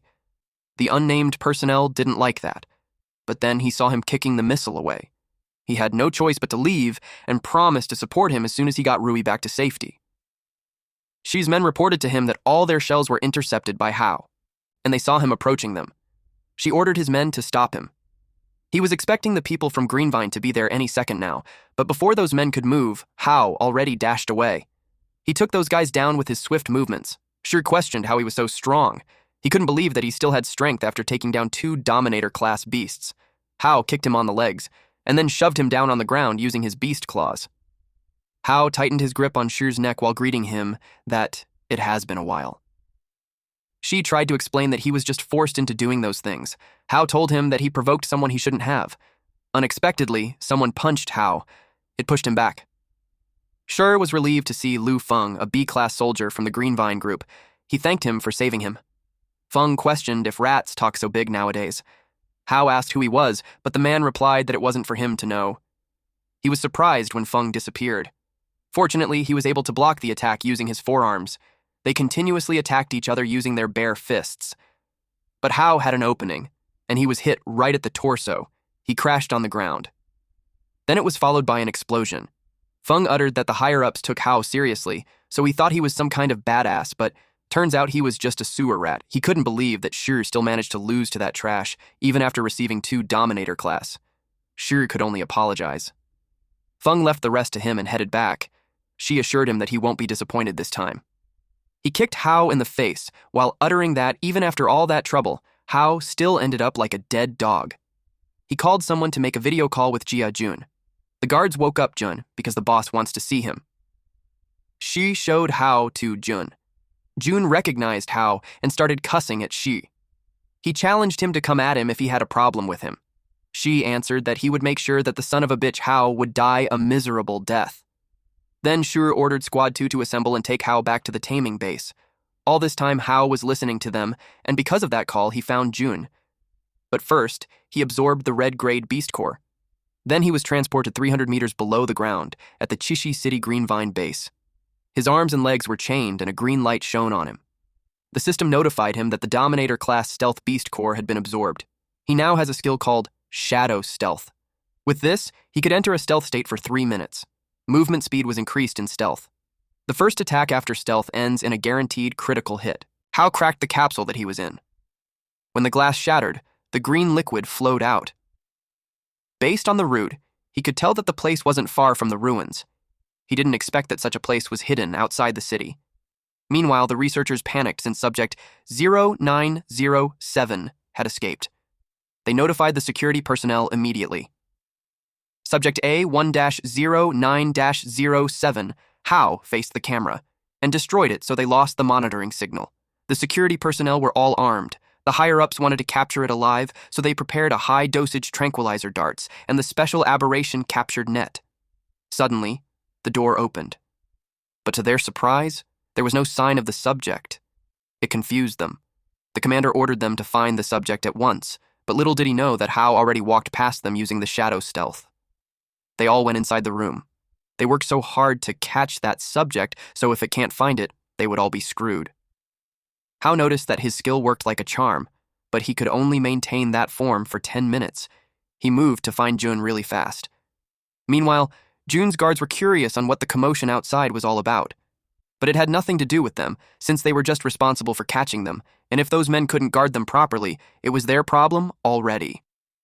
In a blink of an eye, those 2 guards fell and their mouth frothed. Then Hao showed himself to Jun. Jun was glad to see him. He knew Hao wouldn't go down that easily. Hao replied that it was all thanks to his training. Hao revealed that he was looking for him because of Ashuo's disappearance, but he never thought he'd be dragged into that. Jun replied that he had been looking for Ashuo too. Hao asked if he found any clues. Any lead would help. He answered that things were more complicated than he imagined. Right after the patrol team was formed, the city guard transferred away a lot of the guys in the name of various special missions, but they never heard from them again. The higher-ups insisted that they were missing in action from their missions. But he wanted to investigate further, but Shi has been obstructing and pressuring him behind the scenes. Hao realized that the whole thing was deeper than he thought. He knew that the city guard wouldn't be able to pull this off on their own, so someone must be behind them. If he could just get a hold of Shi, he's certain that everything would come to light. The guards found him. Jun protected him and told him to get out of there. He doesn't want to drag him any deeper into it. The commander of the guards ordered to kill the patrol captain and capture the subject alive. Hao jumped real high and took them all down. He replied that if he ran away, getting himself captured would have been all for nothing. He asked Jun if he could still move. The captain stood straight and grinned while asking him, "Who do you take me for?" He replied that he's Jia, the Undying. Meanwhile, Shi ordered to release all the beasts otherwise, none of them would be able to stop him. But those men argued that he doesn't have the authority to order them around. Shi couldn't understand them, so he pointed out that their commander wasn't there, so they should listen to him. He told them that if Hao gets past them, they're all finished. Meanwhile, Hao stopped on his tracks. Jun asked what was wrong. Several aberrations approached him. He instructed Jun to find a place to hide for a bit. Jun told him to be careful. He noticed that they were raising aberrations. In his opinion, that's a crime against humanity. He could also tell that the two dominator classes that were released from before were released from there. He used his beast form claws. Then he attacked those beasts. Those weren't enough to stop him. The men and researchers were running away through their getaway car. Shi told them that if he hadn't done that, then they wouldn't have the time to destroy the data. And deep inside, he thought that with so many aberrations, it should be more than enough to keep Hao busy. But suddenly, he was struck with a stone on his back. It was debris from when Hao blew up the wall, and then he saw the cars drive away, leaving him behind. They told him that he had outlived his usefulness, and they simply wished him to rest in peace. Then they bombed the pathway. Shi realized that he was used as a disposable pawn. Shi warned Hao not to come any closer since Jun was still in his hands. Hao grabbed his neck and interrogated him on who was pulling the strings, and what kind of place was that. Shi asked if he doesn't care if Jun dies. Hao showed him the person behind the wall. He was surprised that it was Jun. He asked how he was able to escape. Hao tightened his grip, and that made Shi want to talk. He revealed that a man named Mr. Hong ordered him to do it. He insisted that he doesn't know the details about him, just that he said that if he handed him over, he would get riches and glory behind his wildest dreams. And the place was one of their branch bases. They mainly raise aberrations and handle handover missions there. Hao realized that he had been secretly monitoring his movements all this time. He even knew that he's going to look into the patrol team's files, so he tampered with them beforehand. Shi denied his involvement on that and suggested that it must have been a coincidence. But he revealed that he knew where they sent the missing members of the patrol team, and that Mr. Hong might be there too. He begged him to spare his life, and he would lead them there. He opened a tunnel underground, although those bastards blew up the main passage, causing that area to collapse below. There was a hidden path that they could use. While walking through the tunnel, Hao wondered how it was formed. There was a strange smell lingering in the air too. Meanwhile, Shi was finding a chance to shake them, and if that doesn't work, he'll lead them to the Greenvine expert and have them kill them for him. Hao felt some oppressive feeling, and it was coming from underground. He knew something was there. At the Greenvine Crimson Fog storage base outside Chishi City. Rui was standing in front of the shards when Ying reported that all she found on her end was a pile of aberration corpses and nothing else. She asked if Rui had gotten anything from her analysis, but the clues were so fragmented that she couldn't piece together a complete picture. Ying questioned her on how she managed to lose Hao while investigating a file. The unnamed personnel explained that earlier, a conflict arose between Shi of the City Defense Force and Captain Jia, but he never thought that Shi would actually dare to harm the Special Operations team. Ying had already reported the incident to Leon, and he was very angry. Yongji asked what they should do about Ben. Rui still had to get information out of him, so Yongji pushed Ben in front of Rui. Rui told Ben that the hideout he revealed was empty. She inquired if he had any other important information about the mastermind he mentioned earlier.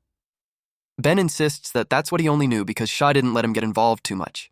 Ying revealed to Ben that she already uncovered some secrets about Greenvine and him, so if he confesses now, it would count as surrender. Otherwise, he'd have a hole in his head. Ben had to think again, and then he remembered that Shai frequently sneaks into the Crimson Fog storage system under the Greenvine group. Ying got intrigued about it. Ben informed them that something was definitely wrong in there. Rui commanded them to move out so they could go directly and see what was wrong over there. Yongji told her to wait because General Song Lian had already ordered his brother to lead the main army at the Chishi City to suppress rebellion. It would probably take some time, so he suggests that they wait until they arrive before they act. She told them that their primary objective wasn't to suppress the rebellion, but to ensure Hao's safety. She commanded the patrol personnel to escort Ben back to Chishi City to meet with Yongxin, and the rest of them would follow her to investigate. At the Crimson Fog storage system. Rui was stopped by the guards because it was a restricted area and without authorization. Not even the members of the Crimson Blood Special Operations team could enter. Rui simply smacked them while telling them to get lost. They entered the room while the guards quickly reported to Feng. When they reported, Feng had already seen the members of the Crimson Blood. Rui warned her team to be careful because the place might be an important stronghold for them. Ying sensed something move. Before she knew it, She was already attacked. She moved quickly to create distance between them. Feng acknowledged that she was quick on her feet. Rui assumed a combat stance and demanded to know who he was, but he refused to answer and charged at them instead. Yongji rushed to Ying and blocked the incoming danger using his armament hardening. Feng hit him, and he was pushed backward, causing him to accidentally hit Ying too. Rui got annoyed and attacked Feng. Yongji warned her to watch out since the guy was at least B class. Feng ducked, and then he punched her in the gut. Rui felt immense pain. Before she could stand up, he kicked her, and that threw her on the wall. Ying and Yongji got worried for her, especially that she's not good at close combat. Without aberration armaments or firearms, she won't be able to perform at her best. Feng was disappointed at their performance. He commented that they were even worse than that rat from yesterday. Rui replied that Feng wasn't that strong either. She doesn't believe that Hao would be defeated by someone like him. He threw her in the air for still talking tough even when defeated. He was determined to hit her and see who could take more, if it was her or the rat. Unexpectedly, before he could land another punch, he was hit on the face. It was Hao. He hit the wall with a powerful impact, and then Hao caught Rui. Ying saw him carrying her like a princess and whined that she wanted one too. They landed safely on the ground. Hao asked Rui if she's all right. She was surprised to see him. Rui asked Hao if he's okay. Hao smiled, and instead of answering, he asked if she's okay. Ying called them out for hugging too long when they still had a big problem to deal with. Feng asked what exactly was going on. He asked Hao why he's there. Hao replied that Feng's old friend brought him there. Jun pointed a gun at Shi and yelled at him to get out. Feng was surprised that he was betrayed by him. Shi justified that he was just forced into it. Feng didn't hesitate to attack him. There was no other path for Shi except for death. Hao blocked his fist because Shi can't die yet. He reported to Rui that Shi had many secrets. She was aware of it. Feng was frustrated that a mere sewer rat believed that it could stop him. He used a sound sonic fist, but Hao calmly deflected his attacks and told him that he was too slow. He was blasted away from Hao's kick. Hao was getting under his skin, so he got more determined to kill him. He unleashed sonic wind blades. It cut through the second floor. Yongji was surprised to see his ability. Ying realized that he was a wind user like her. Rui asked Shi on who exactly that man was, but she wasn't sure. What he only knew was that he works for Mr. Hong. Feng unleashed several sonic wind blades all at once, but that was nothing to Hao, who swiftly evaded those attacks. Then he commented that B rank wasn't so impressive. His fist landed on his face. Feng realized that Hao deliberately lost to him before. He was blasted away. He crashed on a wall and made a huge dent on it. He's getting angrier. The crimson fog had leaked, so Shi told them to run since he doesn't want to die. Rui ordered Yongji to take them back, but they were worried for her. She told them that she had to watch over Hao, but Yongji doesn't think that it was a good idea. She insists that he only had to execute her orders, but Ying told her that she has a way. Feng told Hao that it wasn't enough to defeat him, then he took out a vial and drank it. Though that would drain his life force, the treasure was enough to maintain his sanity for a short time. What he did was to absorb the power of the crimson fog. He unleashed a powerful energy from his body, and he challenged the ant to come at him. In a split second, he was able to close the gap with Hao, and an explosion followed. Hao was caught off guard with the increase in his speed. Feng asked him if he could feel the beautiful A-rank speed, and also power. He landed a punch in Hao's stomach, and the impact was so powerful. Feng questioned him on how long he can stand against it.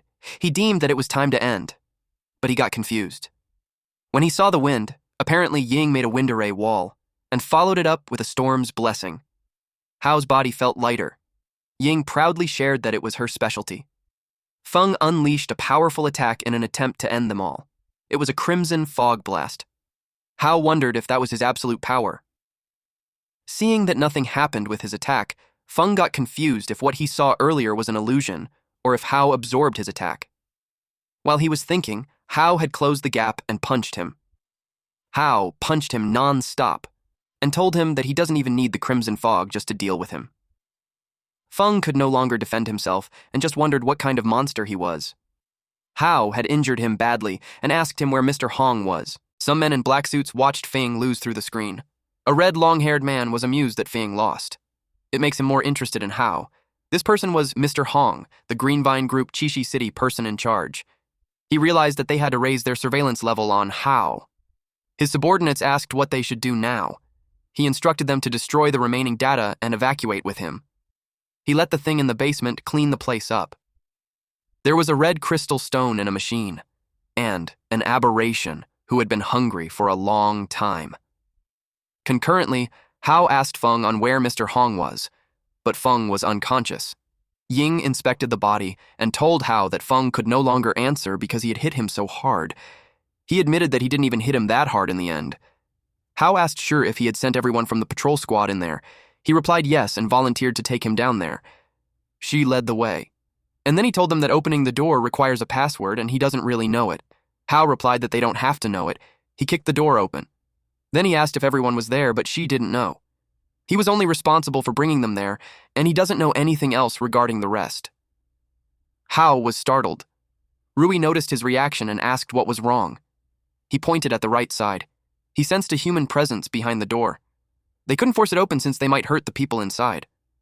Ying told them to leave it to her. He asked if she could open it. She set up her laptop and replied that she's an expert. She started typing on her laptop, and then eventually she got it. The door opened, and it revealed capsules with humans inside. Their jaws dropped when they saw it. Yongji didn't expect there to be so many captured people. Rui got angry. She grabbed Shar by the collar and asked what the hell they were doing. She insists that he doesn't know because he only brought the people there and he had no idea about anything else. Jun saw Aishuo in one of the capsules. Hao immediately got to work to get him out, but Ying stopped him. He asked her what she was doing, and she asked him back the same question. She explained that those were life support devices, and if he breaks them, there might not be a way to save them. Rescuing them requires specialized equipment, so she suggested that they report to the tech bureau first. Suddenly, Rui had received a call from her subordinate. Apparently, Youngshin had arrived in Redstone City. She told them to bring them to the Crimson Fog storage base immediately. After the call, she received a report from Youngji about the strange device in the room. She asked what it was. When Shi saw it, he was so terrified that his knees weakened. Ying noticed that the fluctuation was strange. It seems to be releasing energy outwards, and inside was a highly concentrated crimson fog. Suddenly, they felt an earthquake. But Hao sensed that something was coming, so he informed them to move quickly. Ying was being targeted, but Hao was able to make it in time to deflect the attack with a kick. Youngji saw that Feng had entered a beast form.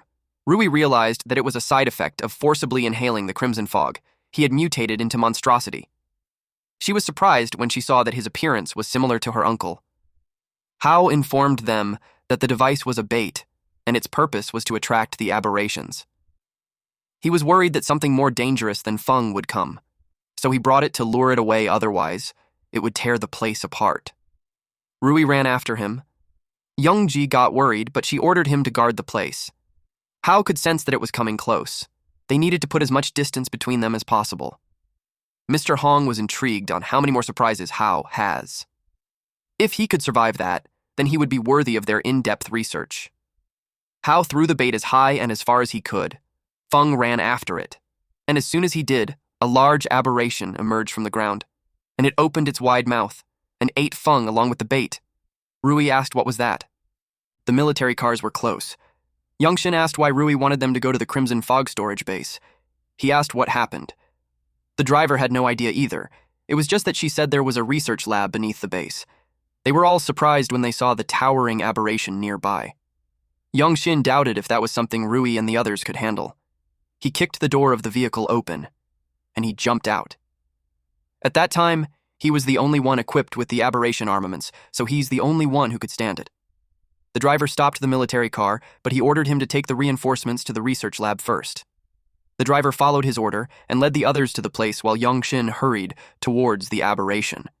He had no idea what exactly happened there. Meanwhile, Rui and Hao stood in front of this behemoth-class earthworm. Hao couldn't believe that they managed to attract something like that. The earthworm noticed them, and it could also see their energy. Hao looked like he was blazing with it. This triggered the aberration, and it attempted to eat him. He used his beast form claws and tried to claw at it. He swings his hand on different parts of its body, but the result wasn't good. His attacks couldn't even breach its skin.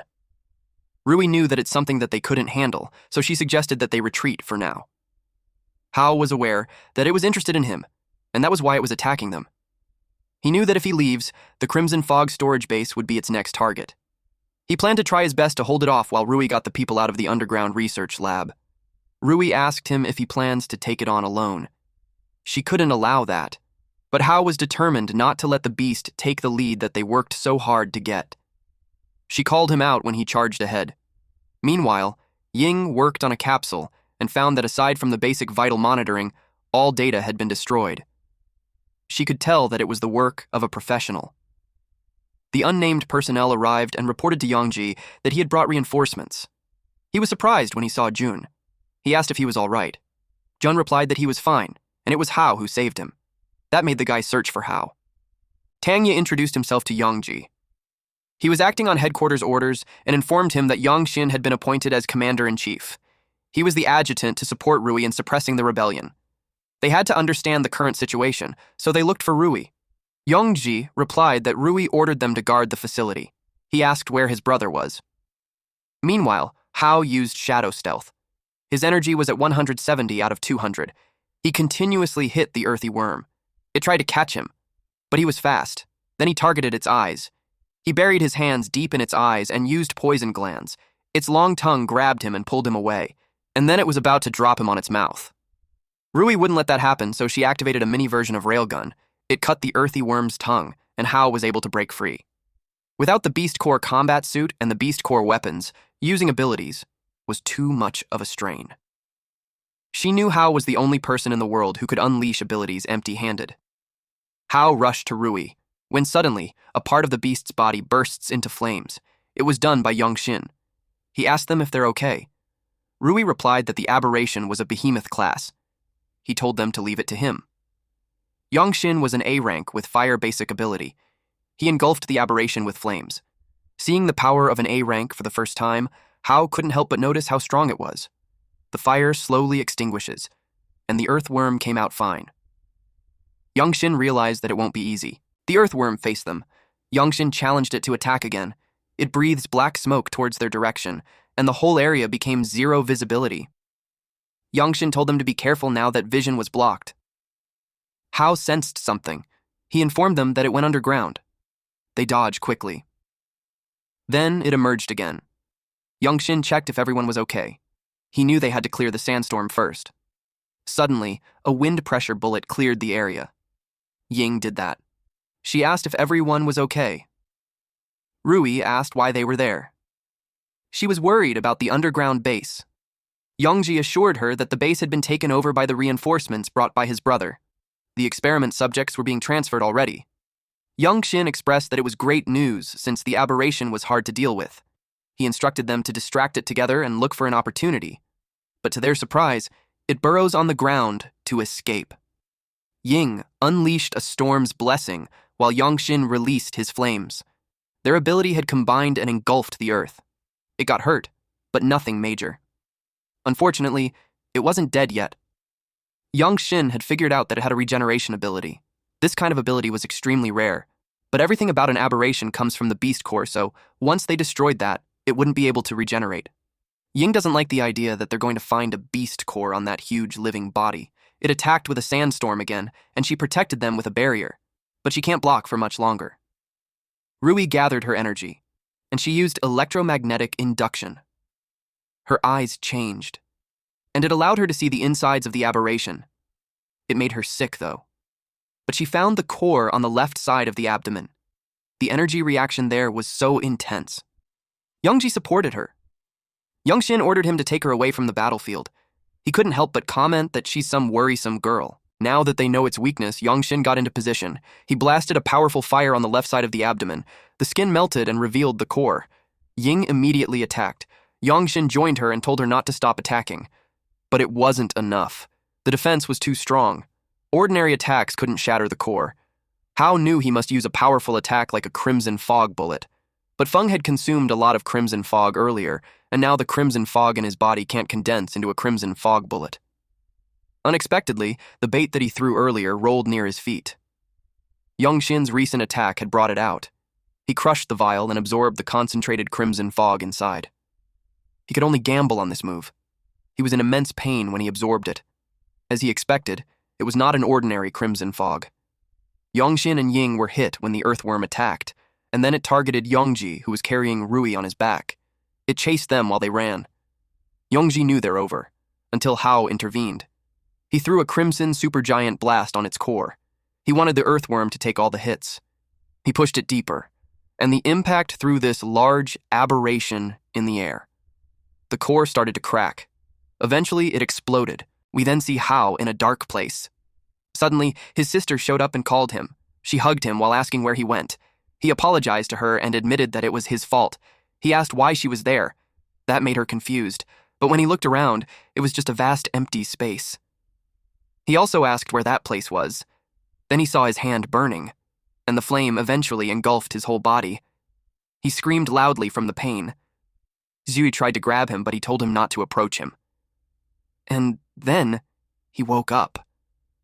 Given that it was the last vision he had, he called out to his sister.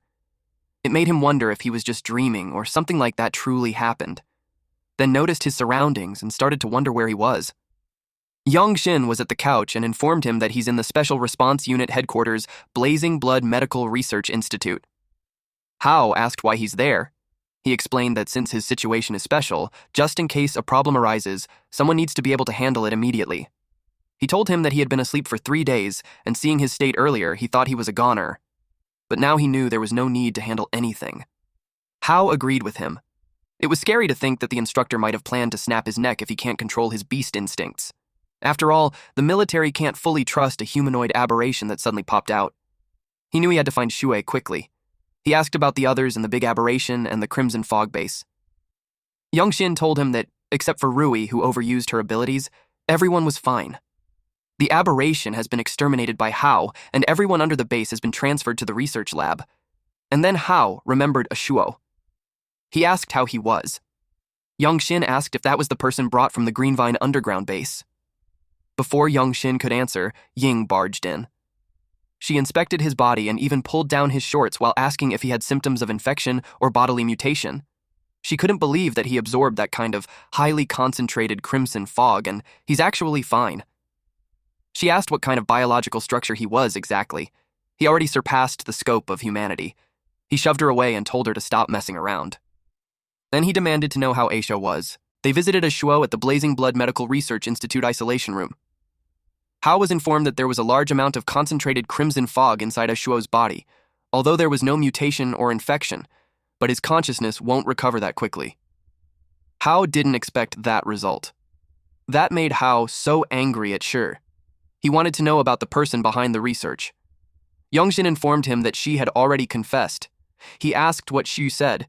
He had an assumption that it was linked to Greenvine. Rui entered the room and answered that it was all done by Shi. He couldn't understand how that was possible when Shi mentioned about Feng and Mr. Hong, the aberrations under the taming base, and the research lab under the crimson fog base. Rui knew all about it, but all the evidence found points to Shi, and he admitted it himself. She could tell that there was an invisible hand manipulating all this from behind. Then she told him to follow her because the Chief of General Staff wants to see him. He asked her how she knew where he was. She replied that Ying notified her. He looked at Ying with a growl on his face. He realized that she didn't change. He worries that he will be monitored by her even when he eats, showers, and sleeps in the future. They arrived in front of the office and Rui knocked. They were told to come in. She reported that she brought the person. Ansheng was already on the couch. He told Leon to come sit already since everyone was there. Ying called out her pops for secretly eating snacks by himself. Leon invited everyone to sit down. He skipped the small talk and directly informed Hao about the matter of him defeating the behemoth class had already spread, which means not only the military but various factions were eyeing him. He told him that he is now in the eye of the storm. It seemed calm, but strong winds were already raging around it. If he's not careful, he might get sucked in. He asked him if he had any plans regarding that. Originally, Hao had planned to act in secret, but he didn't expect things to get this big. He knew that him being called there solemnly was definitely not just for simple questioning. He responded that he wants to hear the Chief of Staff's opinion. Leon confirmed with him if he knew the matter regarding Shari. He replied yes, but also expressed that Shari was hiding something. Leon informed him that the statement given by the Greenvine group was that they knew nothing about the underground base and the taming base, and internally, there were no senior executives with the surname Hong. After all, Greenvine Group has a lot of cooperation with the military. Before obtaining irrefutable evidence, it was inconvenient to investigate them publicly. Ancheng added that the previous mole incident hasn't been cleared up yet, and there were multiple factions in the military checking and balancing each other. Under these circumstances, even if they want to investigate the Greenvine, they can't do it because the higher-ups won't allow it. Hao inquired what they mean by higher-ups. They simply told him that it was the apex of their world, the highest level of the SU government. So, Leon wished to borrow Hao's power. Hao realized that this old fox appeared like he was caring about him, but turns out it was just inconvenient for him to act on his own, so he wants him to be his pawn. Rui pointed out that just as he said, Hao was in the eye of the storm. She asked him why he would still want Hao to do that. Yongxin explained that rather than being hunted like prey, it was better to transform into a hunter and pounce back. To survive, changes must be made. Leon told him that there was no need to answer immediately. He encouraged him to go back and carefully weigh it, and then tell him his decisions. Then, he instructed Yongxin to take care of them during this time. After all, he was their instructor. Later that night, Hao stood on the rooftop while thinking about what Yongxin said, which was, rather than being a prey, it was better to become a hunter. At the Blazing Blood Comprehensive Training Ground, the Chief of Staff organized a 3-month multi-party comprehensive training under the pretext of improving the combat power of new Blazing Blood members. But the training was just a facade. The real purpose was to delay the outbreak of internal disagreements, clear out spies, and unify the military's voice. Hao knew nothing about the military's situation. The most important thing for him at the moment was to get information on Chu as soon as possible. He treated the Chief of Staff's invitation with caution. Before replying to him, he used the multi-party training as a buffer. The Blazing Blood points system unified activation 1 month after recruits enlist. Points can be obtained through missions, training, free duels, and exchange for internal military items. 1 Blazing Blood point is equal to 1,000 Alliance coins. Hao got 210,000 Alliance coins. He assumed that they must have calculated the rewards from the previous 2 incidents into it. The other recruits complained that they had worked themselves to death for a whole month just to get a few dozen, and yet he received it like that. Some of them heard that Hao took out a behemoth-class aberration, but they thought he was just bragging because if he really had that skill, he wouldn't be an ordinary member, and he would have gotten promoted long ago. Jin expressed that the battle would have been definitely carried out by instructor Lin Yongxin, and some people just got lucky and made themselves look good. Rui called him out for making wild guesses and told him to just keep that to himself. She vouched that Hao's strength was more than enough to crush him. Ying seconded that statement. Jin insists that anyone could talk big. Captain Tang Ye arrived and told them that they're all comrades, so there's no reason to engage in meaningless arguments. Tang Ye was the captain of the Blazing Blood Squad 7. He explained that Hao's points were calculated by the system according to the established rules. He has already verified it with Yongxin. But he also acknowledged that it's reasonable for everyone to be curious about the high-score earner. So he asked Hao for some pointers on everyone's behalf, and he'd wager 40,000 Alliance coins. Their jaws dropped. 40,000 was enough to upgrade a dorm room to a single room with a private bath for a whole year. Ying encouraged Hao to fight him, and if he wins, she volunteered to tell him how to spend the fortune. Hao knew that Jin won't stop tripping him up. He used this chance to establish his authority. At least before responding to the Chief of Staff, he'd be able to reduce necessary trouble. He responded that he'd play along. Captain Tang was recognized as the strongest B rank with rich combat experience. No matter how powerful Hao was, he was just a rookie. Captain Tang informed Hao that his Beast Core has an ice-type ability, and he wanted to see his unique Beast Core armament. He attacked by making ice emerge from the ground. Hao jumped to evade that. As expected of the strongest B rank, the power was much stronger than Feng. But Captain Tang wasn't done yet. He warned Hao to be careful. He unleashed ice crystals. Hao ran away to avoid it. He noticed that although the destructive power was strong, the speed wasn't as fast as Feng's. Then Captain Tang unleashed a glacial star slash. It was a powerful and destructive attack, but Hao remained focused. And he attacked using a beast claw. Captain Tang was caught off guard at how fast he was. Suddenly, Yongxin stopped them. He announced that Hao won this round. He asked Ye if he had any objections. Ye conceded defeat wholeheartedly. Hao expressed that the captain just let him win. The new recruits couldn't believe that Captain Tang actually lost to a rookie. They were curious how Hao did that. With that, they expected that there would be no one there who would have any doubts. Ying got excited about the 40,000 Alliance coins. Rui couldn't help but notice that it seemed like she was the one who won the 40,000. She suggested that as Hao's big sister who takes good care of him, he should give it to her. Jin got annoyed upon seeing how wide their gap was. He was determined to become stronger. No matter what method he'd use, he's determined to kill him. 1 month later, Yancheng asked Lian what was so urgent that he called him. Lian gave him a picture and informed him that in the northwest region, a vicious beastman attack incident occurred. The local patrol team tracked it, and the direction the beastman last disappeared in was Suyin town. Hearing about the beastman, Ancheng had an idea who it was. Lian affirmed his suspicion and told him that the analysis results showed that it was his younger brother, Song Zhao. He asked Ancheng on what is the probability of a beastman recovering their sanity based on his current research. Ancheng replied that it was less than 1%. Beastification was not just physical, but it also invaded the mind. Someone like Hao, who could maintain his original self, was a miracle among miracles, and no one knew how long he could maintain it. He asked what Lian planned to do. If the beastman couldn't be captured safely, then it could be eliminated. He urged him to think carefully, because if Rui finds out about it, she would never forgive him. Back then, when he placed righteousness over their family, she was already displeased. Lian reasoned that in order to protect more innocent people, it comes with costs. And he firmly believed that. Meanwhile, Rui just got out of the shower when she got a call. Ying found a major intelligence, and she informed her. After hearing about it, she dashed away. She barged in her father's office and asked why he didn't tell her the news about his uncle. He asked if Ying leaked it to her. He warned her not to get involved, and he planned to send the special action team to handle it. She requested to go with them. He asked her if she had the courage to pull the trigger if she was given the order to kill Song Zhao. She couldn't answer. So she was relieved of her mission to protect Hao. Without his order, she wasn't allowed to leave the headquarters. After that encounter in the underground parking lot, Ying had waited for her there because she knew she would come there. She gave him a backpack that contained emergency supplies. And as for her father, she would figure out to buy her some time. Rui thanked her. She pointed out that her favors were very expensive, so she has to remember to pay her back. She recalled the time her uncle protected her from an aberration. She regretted not mustering courage back then and telling her father that her uncle was eroded to protect her. Things probably would have been different. She drove the car while feeling determined on not backing down this time. She swears to find a way to turn her uncle back into a human at the base cafeteria. Ying was glad that Hao finally thanked her properly by buying her a meal, while the unnamed personnel was touched by his gesture, and also it was because he hadn't had such a rich meal in half a year.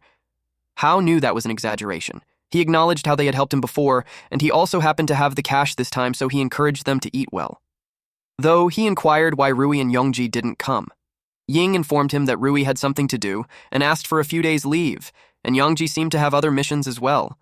Hao was under the impression that Rui was actively trying to win him over, just to get him to join the chief of staff's faction. But seeing her attitude towards the chief, it didn't seem like that. It made him wonder what Rui wanted from him. Suddenly, Ying received a message. It made her brows furrowed. She showed it to Hao. It made him jump to his feet. The unnamed personnel asked him what was wrong. He answered that A Shuo woke up. The guy asked if they're going to go see him now. Hao couldn't wait any longer. He instructed Ying to call Ali. She asked why, and the unnamed personnel explained that Hao promised him that he would help find his brother, and they haven't told him that they found a Shuo since he was still unconscious. They made it to the Blazing Blood Medical Research Institute. Ali called out to his brother. A Shuo turned his attention to him. Ali hugged him and asked where he was. He simply apologized. The unnamed personnel cried when he saw this reunion. Hao apologized for interrupting them and expressed that he had some questions. A Shuo asked who he was, and Ali answered that he's their benefactor. Hao showed him a picture and asked if he remembered her. He encouraged him to think about it carefully. Ying jolted his memory by reminding him of March 11th, 2088, where he executed a search and rescue escort mission, and the girl was among them. He remembered that it was the day Crimson Fog erupted. The military temporarily formed a rescue team, and he was sent to the city center to search and rescue survivors. He could remember the scene being extremely tragic. Everywhere there were infected, mutated monsters and dead people. And they found a girl near a crashed helicopter. She didn't have any major physical injuries, but she doesn't remember anything. And they could only send her to the shelter established by the military. She stayed in the shelter for about 2 days, and 2 people came. They held a warrant signed by the higher-ups. The paperwork was complete. They said they were taking her for psychological trauma treatment. How probed where they took her? Because she doesn't remember anything. She had no one to look after her, so he wanted to escort her to the treatment. And the destination was Suyin Town. After arriving at Suyin Town, he received other mission arrangements. After he left, an accident happened and he doesn't remember anything about what happened after that. How ingrained in his brain about Suyin Town? Ying was bothered by this because Suyin Town was there, Zhao had appeared recently, and Jue was taken there. She knew that wasn't a coincidence. She got curious on what secret the town has. Meanwhile, Rui reached Suyin Town, an outer mountain area. They had investigated the entire town, but there was no news of her uncle.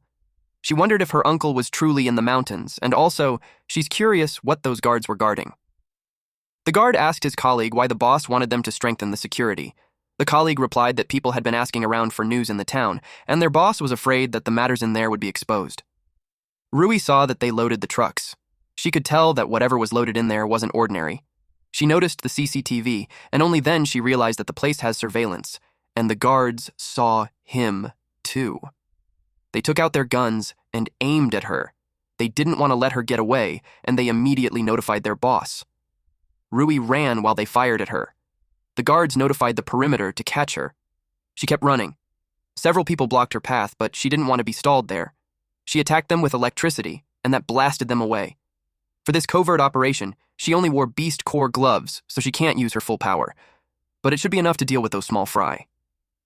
The guards realized that she was an ability user. One of them told the guards to get out of the way. He was mad that she dared to sneak into his territory. She glanced at him and hit him with her ability. But that guy claimed that it didn't even hurt. He grabbed her wrist and threw her on the ground. This man is an underground boss, and he's a B rank. He demanded to know who sent her. Rui was surprised that her lightning strike had no effect on him. That led her to consider that he could be an ability user too. This time, almost all of her enemies went to take her down, but she struck them with her lightning. Unfortunately, the underground boss has lightning resistance. Although she can't use her ultimate move, paralyzing him temporarily should be no problem at all. She used electromagnetic annihilation. It was such a powerful attack that the impact made the ground crack. The underground boss made the ground rise for it to be his barrier. If he hadn't done that, he might have lost to her. He warned her that she won't get another chance. He revealed that he's wearing a military combat suit type M1, which could amplify the user's abilities and increase the user's resistance to strikes. She recognized that military combat suit, so she asked why he had that equipment. He ordered everyone to get her. After interrogating her for the person behind her, he would let his men have fun with her first. One of the guards had claimed the first turn. Rui was in a difficult position. Without the combat suit's assistance, using her ability causes a state of exhaustion. Suddenly, this guard was punched. Hao had arrived. He asked Rui if she's okay. She was surprised to see him. The underground boss and his men were alarmed that an accomplice showed up. He issued an order to take them down, and he would reward his men 10% of the mine's profits. Of course, those men got motivated, so they charged right away. Ying prepared her wind and blew them away. The underground boss got pissed off that another ability user showed up. He asked who exactly they were. Ying asked them the same question. She also demanded to know why they attacked Rui. The underground boss was annoyed that they had sneaked into his territory, and for that, they would all have to die. Rui warned Hao to be careful because he was an ability user too, and his combat power was at least B rank. Hao raised one finger in the air. Rui asked if he meant to solve it in one hit, and he responded that he would be done in 1 second. It angered the underground boss even more, so he charged ahead. He didn't like that Hao acted tough in front of him. But before he could do anything, Hao's beastification, Fist Heavy Strike, had already landed on him. To Hao, it was the perfect time to test the results of instructor Yongshin's training. The underground boss was thrown real far, and he was left unconscious. Hao suggested that they leave at once. They rode the three-wheeler bike and got away. After a while, they rested at a safe spot. Hao informed Rui that he heard from Ying that she took leave and skipped training to come to Suyin Town to investigate someone. He asked if those people earlier were the ones she was investigating. She admitted that she actually sneaked out. Hao realized that Ying just lied to him with a straight face, and she just stuck her tongue out when she noticed that he already knew. Then she asked Rui why she was attacked by those people. She shared that they were a local underground gang. She discovered their stronghold in the mountains, but she doesn't know what they were secretly plotting. However, they weren't the target that she's investigating. She shared that she had an uncle that was contaminated by crimson fog during an incident, and later, he went missing. There was intelligence saying his tracks were found there, so she came to investigate him. Hao asked why she would investigate secretly. He asked if the chief of staff didn't allow her. She revealed that her uncle's beastification was worse than Feng's, and it was even more dangerous. She blamed herself for making her uncle like that, so she vowed to protect him. Rui also revealed that she invited Hao to join the Blazing Blood because she hoped to borrow his power to find a way to turn her uncle back to a human. Now, the transaction she mentioned earlier made sense to Hao. Basically, she wanted to save her uncle regardless of the chief of staff's opposition. He became honest with her that if the situation was like a shuo, he could handle it, but if it was beatification like Feng's, he wasn't sure he could handle it. But he promised to do his best to help. Her expression brightened when she heard that. She smiled and thanked him. Now that everything's cleared up, Ying suggested that they head out. Rui asked why they came there. Hao informed her that Aisho had woken up and told them that Shua was taken there half a year ago. The past few days, he tried every way to ask for news, but most people were very hostile towards him. He had a feeling that there must be some connection between those events. No matter what, he was determined to find his sister at Suin Town. Ying was getting annoyed since they were chased endlessly. It was like they poked a nest. Rui didn't want to get entangled with them and waste time, so she told them that they have to break through. Ying saw one that slipped through the net. To their surprise, that guy was hit by a person that suddenly showed up. Hao asked who was there. The man revealed himself and told them not to attack since he was on their side. It was Captain Tang. Rui asked what he was doing there. He told them to follow him since that wasn't the place to talk. He revealed to her that he was there on orders from the chief of staff to find her uncle and also ensure her safety. He heard some fighting earlier and guessed that it might be them, so he came looking. She asked if he was alone. He explained that the team members were at the temporary camp in the mountains. They found traces of beastmen. But there's an overlord-class aberration active in the mountains, so they were trying to find a way to bypass it. He told them that the chief of staff's intention was for them to return now, and all disciplinary actions could be mitigated. He encouraged them to leave the search mission to the professionals. Rui insisted that since it was her uncle and there's a lead, she had to go. If they had to use force against her uncle, she could still stop them in time. Ying supported her and also volunteered to take care of the aberrations while she's at it. Since they were so determined, he couldn't force them. He informed them that they had found a path that leads inside, and after that was done, he hoped that they would all return with him. But first, he had to notify his teammates. Hao asked if they had seen any buildings like a research lab while they were searching the mountains. Captain Tang told him that what they saw was an abandoned building that looked a bit like a research institute. He asked how he knew. Now Hao knew why they didn't see the research lab Ashuo mentioned in town earlier. It was actually hidden in the mountains. He definitely had to go inside. Captain Tang led them there. As Ying expected, no one was monitoring the place. There wasn't even any electronic equipment set up. Before heading in on the cave, Hao called Rui for a moment.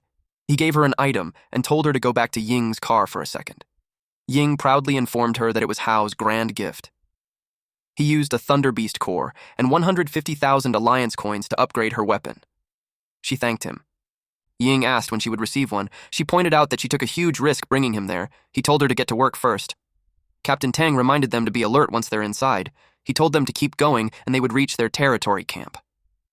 Ying saw on her device that the energy reading there was very chaotic. A rock snake-like aberration watched them from a cliff. It spits at them. And the target was Ying. Captain Tang rushed to her aid and blocked it. He didn't expect that aberration to be hiding there. It broke his shield, and the acid hit his shoulders. It was an Overlord-class Rattletail Python. Hao noticed how it seemed like Captain Tang knew in advance that Ying would be attacked. Tang informed them that the aberration was very good at camouflage. Their squad suffered a lot because of it. He got poisoned, so he might not be able to help much. Hao offered to handle it. He charged at it while the Rattletail Python attempted to eat him. He hit it all over its body. Captain Tang was impressed that Hao could suppress an Overlord class all by himself. He didn't expect that, so he even thought he could spar with him before. Ying claimed that he was their ace. Hao noticed a shadow on the clouds. When it descended, the ground shattered. It was an Overlord-class Minotaur blazing beast. Another aberration showed up, and it was an Overlord-class steel-backed burrowing lizard. Ying asked what's going on. Rui had no idea either. Usually there was just one Overlord class in an area. A man appeared on the edge of the cliff, and it looked like he expected them to come there. It was the underground boss from earlier. He admitted that last time he was careless, so now he wants to see how arrogant he could be this time. Hao didn't expect that he could also control the aberrations. He noticed that compared to the ones in Chishi City, their obedience was higher. He got intrigued on how he had done it. Captain Tang apologized for leading them into danger. He volunteered to temporarily restrain the snake while he left the rest to them. Ying was worried if he could handle it by himself. She told him not to work too hard. He promised to bring them back safely, and he was determined to fulfill that duty. Hao told Rui that if they wanted to search for people in peace, they had to clear those obstacles first. He suggested splitting and dealing with them. She took the gorilla as it was also the chance for her to try her new weapon. They got into action. Captain Tang used a glacial epic to the snake, and the ice restrained it.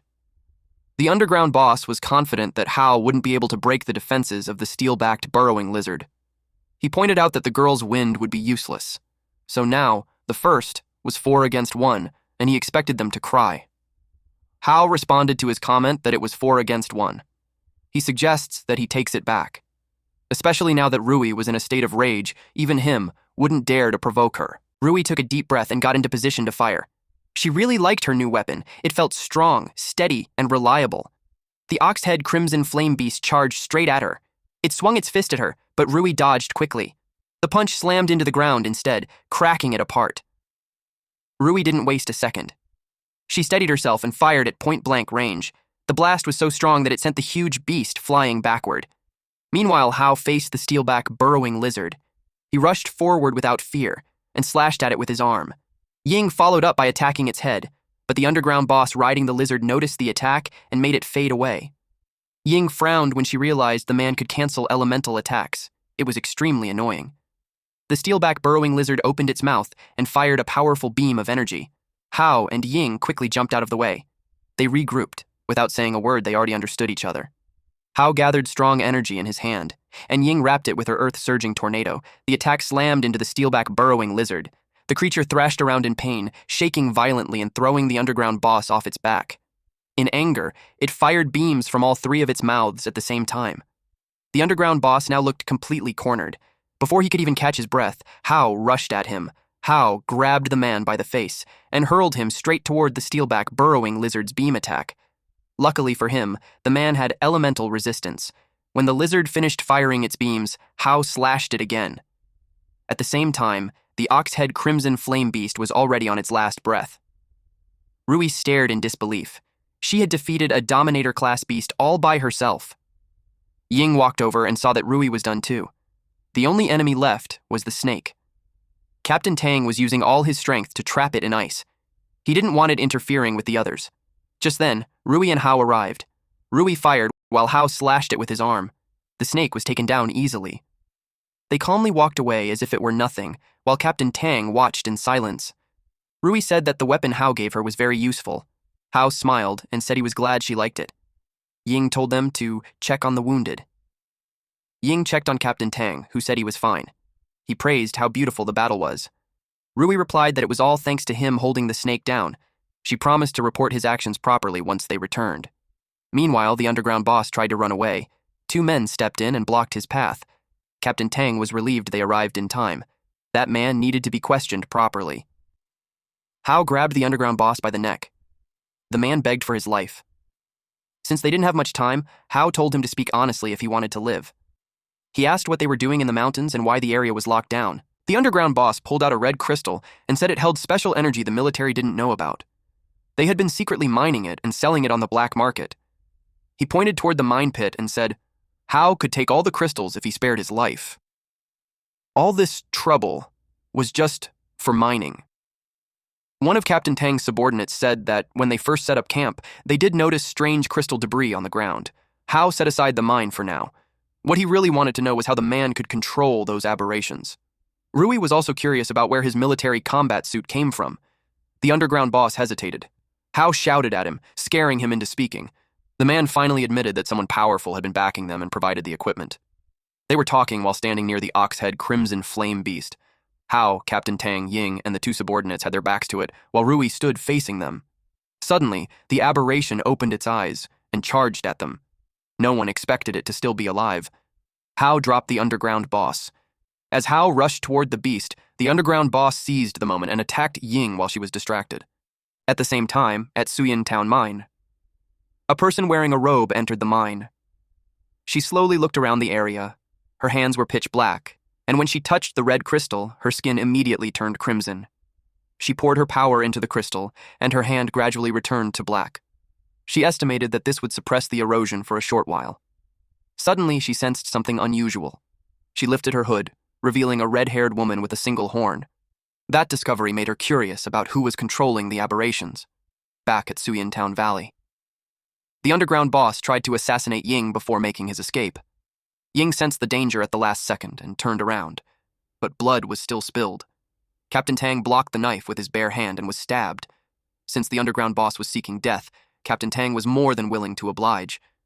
He transformed his free hand into sharp ice and slit the man's throat. Meanwhile, Rui and Hao were fighting the aberration. Rui asked why Captain Tang killed the man. He tried to explain that his reaction had been instinctive. Ying felt regretful since there were still many things they could have learned from him. Rui asked what had happened. He explained that the underground boss attempted to kill Ying. The situation became dangerous, so he didn't hold back. She knew Ying could have easily avoided a sneak attack of that level. She suggested that Captain Tang had been overly protective. He explained that everyone in the Blazing Blood was outstanding, but he was unwilling to gamble even on the smallest risk. He would rather make a mistake than allow any harm to come to his teammates. Rui accepted his explanation and asked if his hand was all right. She decided they should return to the temporary camp immediately for treatment. The red-haired woman stood on a cliff watching the military forces below. One person caught her attention. It was Hao. Hao suddenly felt someone watching him and glanced around. Rui noticed his reaction and asked what was wrong. He said it was probably just his imagination. They continued forward. The red-haired woman quickly hid behind a boulder. Memories surfaced in her mind. She saw an image of Shu standing beside him. She realized that it was her brother. Dang. Both of them got mutated and got monster powers now, huh? The military arrived at a building. Captain Tang explained that they had already searched this research lab before and found no one. It had been abandoned. He asked Hao if something felt off. Yan suddenly had a thought. He rushed inside to check it himself. Ying followed him. She told the others to continue searching and said they would stay in contact. Hao was moving too fast, so she told him to slow down. He pushed the door open and called out, asking if anyone was inside. She asked if this was the place Ashuo had mentioned. Judging from its condition, she could tell it had been abandoned for quite some time. Meanwhile, Captain Tang suggested that Rui leave this area to them so she could search elsewhere. She agreed as it was their only option. They walked together in silence, until she asked whether the general staff had only assigned him to conduct searches. He admitted that aside from the search order, he was also authorized to annihilate the threat directly if the situation exceeded expectations. The way he described annihilation intrigued her. He emphasized that determining whether the situation exceeded expectations was entirely his on-site judgment. If Zhao could be suppressed, there would be no need to annihilate him, but they had to locate him first. Rui thanked him for that. At the Valley Temporary Camp, they held a meeting. On Captain Tang's side, nothing had been discovered. Hao, however, had found a hard drive and a notebook. Ying was already working on repairing the hard drive. They read the diary entries. On April 30th, 2088, an accident occurred. A landslide caused the Crimson Fog storage tanks to rupture, infecting a large number of townspeople. On May 3rd, 2088, the Iron Blood faction of the military launched a so-called purification operation, which was essentially a massacre. The writers were ordered to secretly capture surviving infected individuals to study the beatification phenomenon. Then, on May 18th, 2088, newly relocated residents discovered a type of red ore at the landslide site that could absorb Crimson Fog. An agreement was reached to mine the ore in secret. On June 4th, 2088, it was revealed that the frequent mountain movements were caused by a behemoth-class aberration hiding underground and attempting to break free. Superiors issued an immediate evacuation order, emphasizing that the Alpha research subject, a girl, must be protected. The evacuation was rushed, and all beastmen were disposed of. The writer questioned whether their research into Crimson Fog had been right or wrong. Rui asked what the Alpha research subject was, but Hao had no answer. Ying suddenly exclaimed in excitement. The hard drive repair was successful. She opened the file and saw the Alpha research subject. It looked exactly like Zue. She immediately called Hao over. Ying showed them something on her laptop. She had recovered part of the hard drive, and the data inside looked important. She revealed the file of the Alpha research subject, Yan Shui. Hao was shocked when he saw Shu's name. Captain Tang walked over and asked if they had found anything useful. From their voices, he could tell something serious was going on. Ying quietly clicked on her laptop. She opened a folder filled with photos of humanoid monsters. Everyone studied the images carefully, but it was only a distraction. The diary they found contained secret military information and mentioned Shui directly, so they couldn't show it to Tang yet. Hao told Tang that the hard drive was the only thing they found, and that they didn't know who did the research. Rui said the condition of the beastman could help her father's research. She noticed it looked very similar to her uncle's condition in the past. She wondered if finding more data could help restore her uncle's sanity. Captain Tang pointed at another folder and asked what was inside. Ying said she didn't know because she hadn't opened it yet. The screen showed a woman standing beside a massive monster. Hao was shocked to see Jue. He was confused about why she was with an aberration. Tang became alert when he saw it was a behemoth-class monster. He asked if it was near their location, because if it was still alive, it would be a disaster for the whole region. He asked when the photo was taken. Ying answered that the data showed it was from 3 months ago. Captain Tang studied the sun angle and shadows in the photo. From that, he figured out the location was the West Side Valley.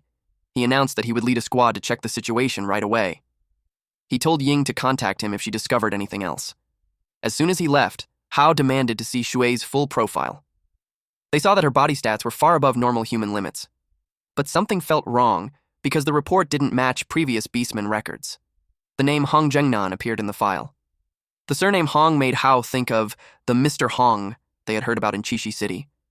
Rui said her father once tried to investigate Hong's link to the Green Vine Group, but found nothing. She believed that if Hong was involved in his sister's experiment, then she might be held by someone from Green Vine. The clues were starting to connect. Hao said he wanted to find the aberration. He believed Jue being there was no coincidence, and that they might uncover new leads. Ying said she wanted to go with him. The situation was complex, and fast analysis was needed. Rui added that having one more person meant more support, so she would go too. Captain Tang's team moved out together with the three of them. One soldier pointed at a rock with a strange shape. They realized the aberration had been hiding its body. That explained why they didn't find it earlier when searching for Zhao. Ying said the vital signs were very weak, matching signs of deep sleep. For now, she believed there was no danger. They kept moving closer. Soon, they stood right in front of its face. One soldier was stunned, since it was his first time seeing a behemoth-class monster. Suddenly, an alarm rang loudly. Ying said something was wrong as the vital signs were rising fast. The behemoth-class monster opened its eyes. They quickly retreated after realizing it had been pretending the whole time. Captain Tang ordered everyone to spread out and form a defensive line. Their ice barrier shattered when the monster breathed fire at them. One soldier was hit directly in the face by the flames. Captain Tang grabbed his radio and told them to contact headquarters. Rui found it strange because the monster could attack directly, yet it was spraying fire across a wide area instead. Ying realized the monster was changing the area around them to trap them there and kill them. Hao knew they couldn't wait for headquarters anymore. They had to stop it now. He told everyone not to panic. The aberration was still stuck in the mountain, so it couldn't move much. Its vital signs also hadn't fully recovered yet, which meant they still had a chance. That was good news. Rui suggested they work together to contain it. This was the perfect time to test the teamwork they trained for. Ying attacked first, sending sharp wind blades at it. Rui fired her gun as Hao rushed forward. He sprayed red liquid straight at its face. Steam burst out. Thick smoke spread across the area. They used that moment to retreat. The aberration's eyes suddenly glowed bright. They saw its body start to move. The situation turned bad fast. It was about to break free. Then it stood up completely. Rui muttered that this was getting really troublesome. The monster loomed over them and let out a deafening roar. The behemoth-class aberration stood up. Hao said they had to stop its rampage. Rui added that if they failed, the town would be wiped out. Headquarters support would not arrive in time. She told Captain Tang that she needed his help. The soldiers looked nervous. Captain Tang said Rui and her team had defeated a behemoth class before, but he knew his men couldn't handle it. He advised them to retreat first. Someone shouted a warning that a breath attack was coming. The soldiers ran while telling the others to stay alive. Captain Tang told them to leave it to him. He raised a massive ice wall to block the fire breath. Then he activated his skill, Glacial Star Slash. Ying praised him. It was beautifully executed. Tang told them to focus on attacking while he handled defense. Hao wondered if Tang really had the strength to block a behemoth-class breath attack. Tang's earlier move also troubled him. Rui noticed he was distracted and asked what was wrong. Hao simply said he was fine. They saw the behemoth charging again. Rui fired her gun. At the same time, Ying released her sonic wind blade. The monster saw the attacks coming. It swept them away with its tail. Hao realized the aberration's body was extremely tough. Long-range attacks couldn't deal real damage. He struck different parts of its body. Then Hao noticed an incoming attack. He couldn't dodge in time and was slammed into the rocks. He said close-range fighting was also dangerous. This brute was more aggressive than the one in Chishi City. After hitting Hao, the monster turned toward the others. Rui asked why it suddenly stopped moving. Tang guessed it was exhausted. Ying said the vital signs looked strange. She realized its vital signs had been weak the whole time, but when the eye on its forehead lit up, they spiked wildly. It was forcing itself to gather power. From this, Hao concluded that the monster had internal injuries. That was why it couldn't keep releasing strong attacks. Rui suspected the eye was the key, so she suggested attacking it first. They all attacked at the same time. Red crystals scattered everywhere. The crystals began to glow with golden light. Then they exploded. The monster used the shockwave from the explosions to cancel their attack. Rui realized something was wrong. It felt like the monster knew their fighting styles perfectly. Hao asked if she had a better plan. Rui said she did, but it would need everyone to work together. Captain Tang said he was in. Rui told Hao to rush in, grab its attention, and force it to attack him. Hao moved right away and provoked the monster. Rui predicted it would use a long-range breath attack. Captain Tang stepped in and blocked the breath attack. As soon as the attack ended, they struck during its brief pause. Hao activated his beastification fist. He punched the monster, sending it stumbling backward. Rui moved into position and aimed her gun. She fired. They expected the monster to react slowly, but knew it would try the same trick again. Rui told Ying to blow away the crystals. Ying hit them. The monster let out a loud groan. Rui knew the damage wasn't fatal, but it temporarily sealed its abilities. She then gave the signal to Captain Tang. He used his heart-piercing spear. He threw it at the aberration. He said it was a perfect plan. But he apologized as he suddenly launched an attack toward Hao. Hao felt a surge of danger. He snapped his head around, but it was already too late. The ice blade pierced straight through his shoulder. Rui shouted that he was insane. Ying froze in shock, her mouth wide open. Captain Tang held up a red crystal sealed inside a container. Then he walked to the behemoth-class aberration and stood beside it. He said he didn't expect the monster to fail at killing them. Still, thanks to them weakening it, he finally had his chance. Rui demanded to know who he really was and what he wanted. Ying realized he had to be the person her father and the others were investigating, the so-called army mole. But Tang had clearly helped them block attacks earlier. That made Ying wonder if it had all been fake. Tang said that if he hadn't earned their trust, he could never have led them to this place. He revealed that from the moment he accepted the mission, everything had gone according to his plan. The Overlord-class monsters from before were just pawns under his control. He used the smell of their blood to awaken the behemoth on purpose. He thought the behemoth alone would be enough to kill them all. He only needed to take Hao away afterward. He didn't expect them to be this troublesome. Hao couldn't believe someone would go through all this just for him. He asked what the people behind Tang really wanted. Tang replied that Hao would understand once he arrived there.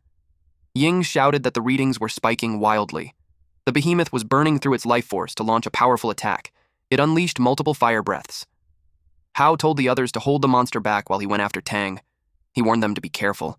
They told him to be careful too, and to come back alive. Tang revealed that he wasn't just B rank. He said it was time to show his real strength. Hao knew retreating now would only lead to being hunted down. The only way out was to take down the controller.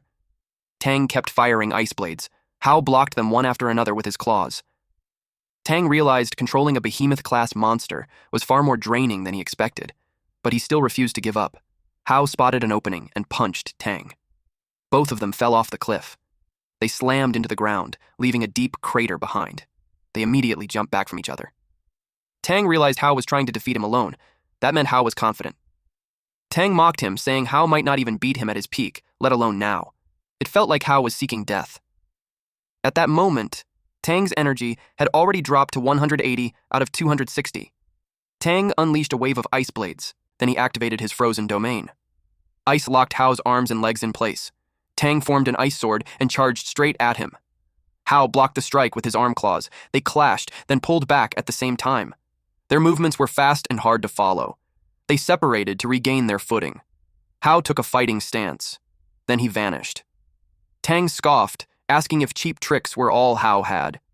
Ice erupted from the ground, forming a cage around him. Tang groaned in frustration while watching his surroundings closely. Hao appeared above him and seized his chance. Meanwhile, the behemoth-class aberration stood tall and cornered the other two. Ying shouted at Hao to end the fight quickly. They had no path to retreat. Tang admitted that Hao was strong, but he was confident he would be the final winner. Hao gathered red energy in his palm. It grew larger as he hurled it forward. Tang raised ice shields on both hands to block it. He merged the shields together and stopped the attack. The impact was massive. Shockwaves rippled across the ground. Tang pushed and redirected the force upward. The blast shattered the rocks above them. Tang mocked Hao, saying in attack that small could never break his defense, but a huge boulder was already falling. Tang noticed it too late. His eyes widened as it dropped right over him. The boulder slammed down. His scream echoed through the area. Tang managed to escape quickly. He mocked Hao, calling him naive for thinking he could be defeated like that. But Hao had already expected this. He had been waiting for Tang to step out of the ice barricade. Tang was caught completely off guard. Now nothing could stop Hao. He struck Tang hard, blood spraying everywhere. Tang screamed in pain and coughed up blood. Hao told him it was over. The queen bee poison had already reached his heart, so resisting was pointless. Tang finally realized he had underestimated Hao. Hao warned him that as long as he used his powers, the poison would spread faster through his body. He urged Tang to surrender because there was no chance left to win. Tang refused. As a core member of Greenvine, he would never become a prisoner. Huge ice crystals burst out of the ground, with Tang at the center. He chose death instead. Even at the end, he refused to reveal anything about Greenvine. Hao suffered backlash from the fight and coughed blood. The power cost was too high. Even so, Hao admitted that Tang had been strong. Meanwhile, the behemoth-class aberration sensed something. Then it shut down. It stopped moving completely, and Ying immediately knew Hao had won.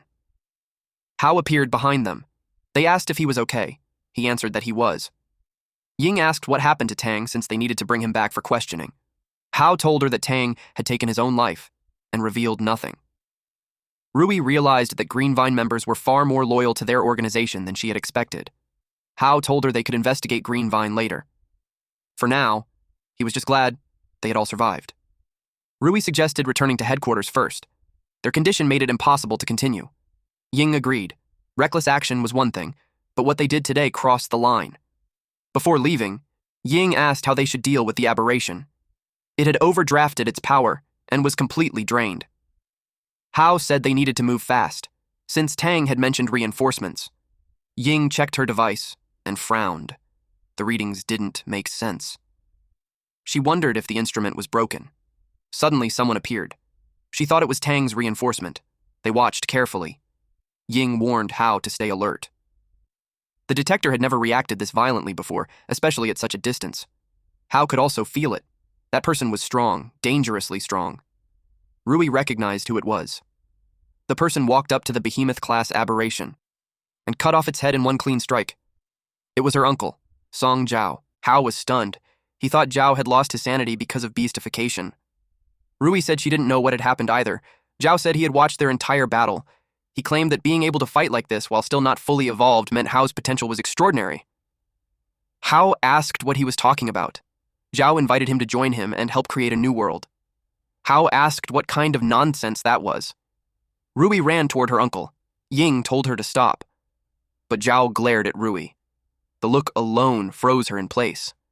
Tears filled Rui's eyes as she tried to tell him she was his niece. She asked if he could recognize her. Hao and Ying grew worried. Hao started to wonder if Zhao was the same as before. He thought maybe Rui could wake him up, just like Shui once woke him. But the terrifying killing intent pouring from Zhao confused him. Hao knew that provoking him would only make things worse. Rui begged her uncle to come back. Without warning, Zhao struck her in the chest with his arm. Her necklace shattered, stained with blood. She asked him why, but he called her an inferior creature. He pulled his arm back and threw her away. She crashed near Ying. Her injuries were severe. Ying's legs gave out in shock. She felt completely helpless. Hao exploded with rage. A powerful aura burst out from his body, sending waves of wind outward. He fully transformed and charged forward, screaming that he would kill him. Hao attacked Zhao. Zhao said Hao's current state wasn't bad at all. He grabbed Hao's hand, pulled him in close, then kicked him hard in the torso and sent him flying. While Hao was still in the air, Zhao chased after him and punched him again. Zhao said there was a huge gap between them that Hao could never cross. He asked if Hao wanted power like his. He grabbed Hao by the face, but Hao growled that he would kill him. Zhao slammed him down and told him to feel sorry for himself. Hao's state was still unstable and needed more refinement. Suddenly, a massive dragon-like aberration appeared in the sky. A red-haired woman was riding on its back. They descended toward the ground. The strong wind from the wings blasted rocks away. Even Ying almost lost her footing. The aberration landed between Zhao and the others, blocking his path. Hao, lying on the ground, wondered who she was. Zhao praised the red-haired woman, saying her control was exquisite. He said she was the kin they had been searching for. That proved following the mental imprint to that small town had been worth it. He told her not to waste her talent. He knew the man on the ground was important to her. He said the two of them were qualified to step into the new world. She shouted at him to shut up. She refused to be his kin. That woman was Shui. Zhao said the trash from earlier needed crude devices to control aberrations and couldn't even come close to her level. But even so, the gap between him and her was still huge. Unknown to them, Jin was hiding behind a boulder. He was furious that Zhui suddenly appeared and ruined his and Tang's plan. He wanted them to keep fighting. The more brutal it became, the better. He planned to wait until both sides were badly injured. A strange lump of flesh was embedded near his heart. It was an improved item. Compared to capsules, it helped resist crimson fog erosion much better, but the strain on the body was extreme. Jin thought about how amazing Mr. Hong's creations were. As long as he could get revenge, the cost didn't matter. He moved toward the beheaded aberration and activated corrosive absorption on it. The ability dissolved and absorbed biological tissue and energy. Meanwhile, Zhao told Ju that she had perfect power, yet was trapped by childish emotions. He said it was a pity. He told her that one day she would understand the gap between herself and ordinary humans. Then he left. She got off the dragon and walked toward Hao. She knelt beside him and apologized for arriving late. Tears ran down her face as she said she was afraid he would hate her if he saw what she had become. She was even more scared that she might lose control and hurt him. She said she wanted him to forget about her and stop searching for her, but before leaving, she had one last thing to give him. She walked toward the corpse of the aberration and shouted at Jin to get away. Jin laughed arrogantly. He said he was about to break through to A rank. He had confirmed that devouring strong beings was far faster than killing weak soldiers. Now, he was ready to take revenge on Hao. He stepped forward, but Shui blocked his path. She kicked him hard in the face. She said that if he weren't useful to Greenvine, she would have killed him long ago. She warned him that if he dared touch Hao again, she would cut him into 1,000 pieces. Zhui picked up a crystal. Jin burned with anger. That crystal held power he had saved for a long time. Now he wanted revenge on both Hao and her. Zhui knelt beside her brother. She placed the crystal in his hand and told him to take care of himself. Then she climbed back onto her aberration. She looked back one last time. Our MC's sister then left without even waiting for her brother to see her. When she reached her destination, rows of soldiers formed a path and greeted her. They had arrived late as support. Shui told them to leave. Hours later, Hao slowly opened his eyes. Ying was crying beside him. She begged him to wake up and get better soon. He told her he was fine. They were back in the medical room again, and it was starting to feel like his second home. Ying was relieved that he woke up. She admitted she was terrified she would be left alone. Her words made Hao jump out of bed. He immediately asked about Rui. Ying's face turned dark. She told him that Rui was already gone. The moment he heard that, rage flooded his chest. Song Rui lay inside headquarters' core medical room, but at this point, all her vital signs had completely disappeared. A member of the medical staff informed Song Lian that Rui's heart had been destroyed. There was nothing more they could do. Lian quietly replied that he understood. However, Yongshin suggested that the chief of the general staff try using a certain device. Lian immediately ordered him to contact Director Jin Ancheng. Inside the Technical Bureau's core laboratory, Ancheng presented the item to Lian. Lian immediately asked whether using it was actually possible. Ancheng explained that the Chulong's beast core possessed regenerative abilities. By implanting it directly into Song Rui's heart, they might be able to forcibly restart her life. Without even hesitating, Lian ordered him to proceed. But Ancheng asked if he was truly certain. Although there was a chance of success, Rui would most likely become like one of those beasts. He needed to know whether Lian was prepared to accept that outcome. Lian firmly declared that he would take full responsibility and bear every consequence. With the decision made, Ancheng activated the machine and began the transplant. Several mechanical arms descended and inserted the beast core directly into Rui's chest. The transplant was completed, and the device attached to her chest began glowing brightly. A technician reported that all preparations were complete before asking Ancheng if they should activate the beast core. Ancheng gave Lian one final chance to stop the procedure, but Lian immediately ordered him to activate it, repeating that he would bear all the consequences. Ancheng ordered the team to activate the beast core, and just like that, the beast core awakened. Meanwhile, Rui's consciousness drifted through a cold, white void. She called out for her uncle and wondered where she was. Wherever this place was, it was freezing. Then, a massive aberration suddenly appeared before her. Rui froze in shock. After all, Hao had already annihilated this thing. The aberration began absorbing the crimson fog around them. Rui demanded to know what it wanted from her. Its answer was simple and terrifying. It intended to take her body as its new vessel. Rui was stunned. In the next instant, dark, lightning-like energy began surging around her consciousness. Back in reality, a massive bolt of dark lightning crashed into the building.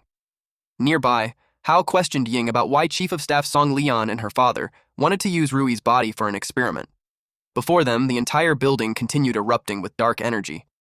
Realizing something had gone horribly wrong, Hao rushed toward it and asked what was happening. But Ying admitted that even she had no idea. Rui floated in the air before Lian and Ancheng. Ancheng immediately realized that the experiment had failed. Rui had already undergone beastification. He turned to Song Lian and asked what he planned to do. Crackling energy gathered around Rui's body. Without warning, Rui unleashed a powerful energy blast directly at Lian, the Chief of General Staff. But Lian knocked the attack away with a single punch, and he did it without moving even an inch. Lian ordered Yongshin to protect Ancheng and the others.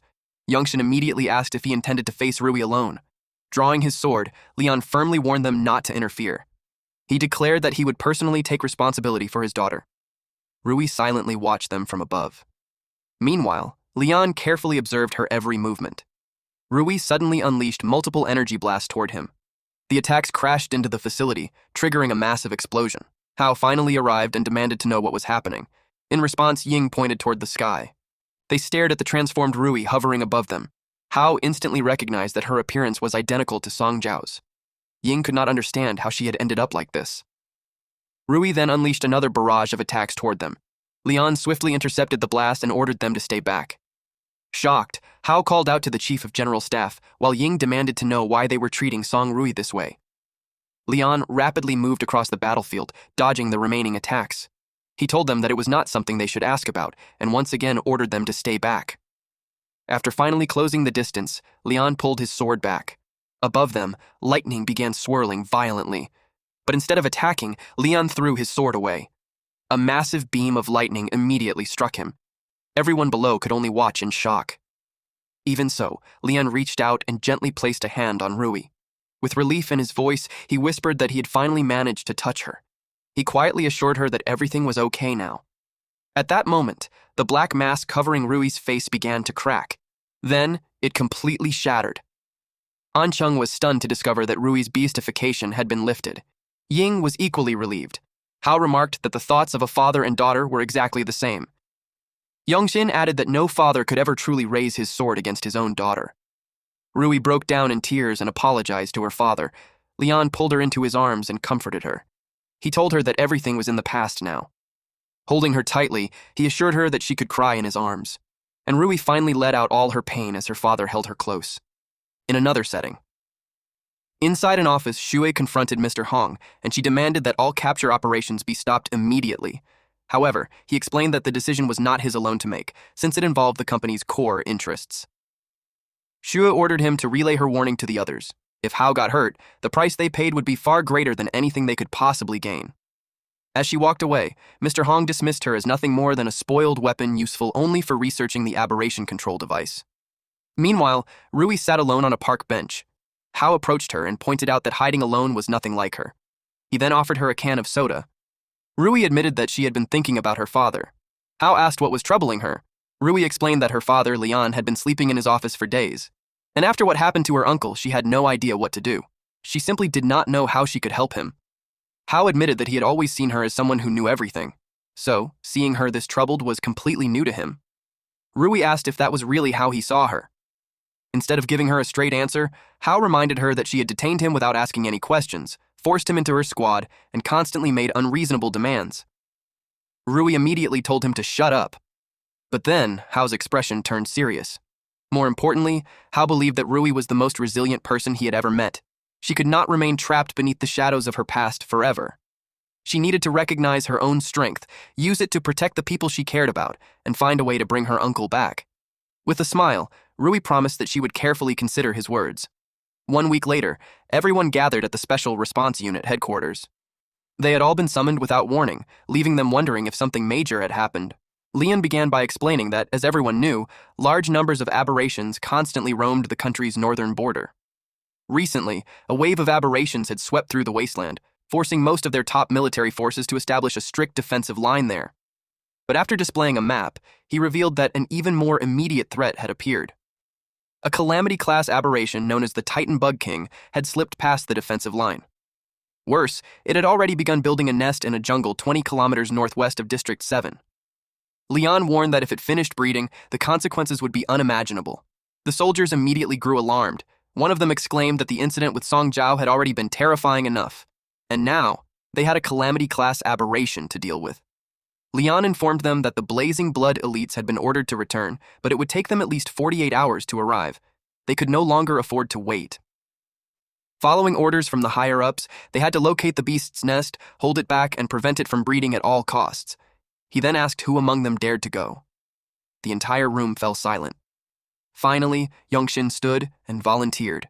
But before anyone could react, Hao also stepped forward and volunteered. Hao was determined to push himself through the most difficult real combat possible and become stronger as quickly as he could. The soldiers were surprised and wondered who he was.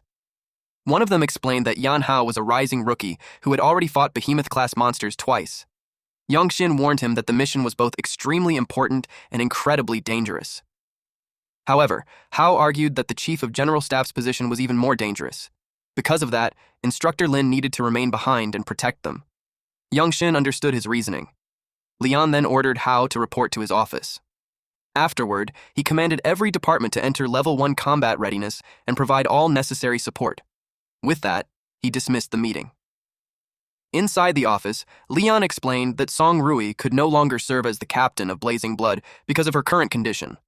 Because of this, he planned to appoint Hao as the leader of a special action team, with Jin Ying and Lin Yangji transferred into his squad. Moving forward, Leon promised to grant his squad greater access to information. He hoped they would make a major contribution and return safely. Hao accepted the appointment. Later, Hao studied the map inside the meeting room when someone suddenly called his name. Jin Ying rushed inside and greeted him as Captain Yan. She then asked if she had arrived late. Hao told her not to call him that because it sounded sarcastic coming from her.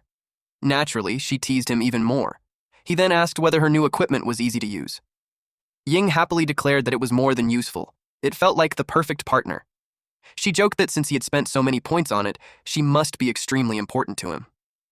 Raising her arm, she proudly showed off the Wind Whisperer, which had cost Yan Hao 120 points. Soon, Lin Yangji and his fellow service member arrived and greeted Yan Hao. Hao congratulated the service member on leveling up. The man laughed nervously and explained that he and Adjutant Lin had been training hard, allowing them to improve quite a bit.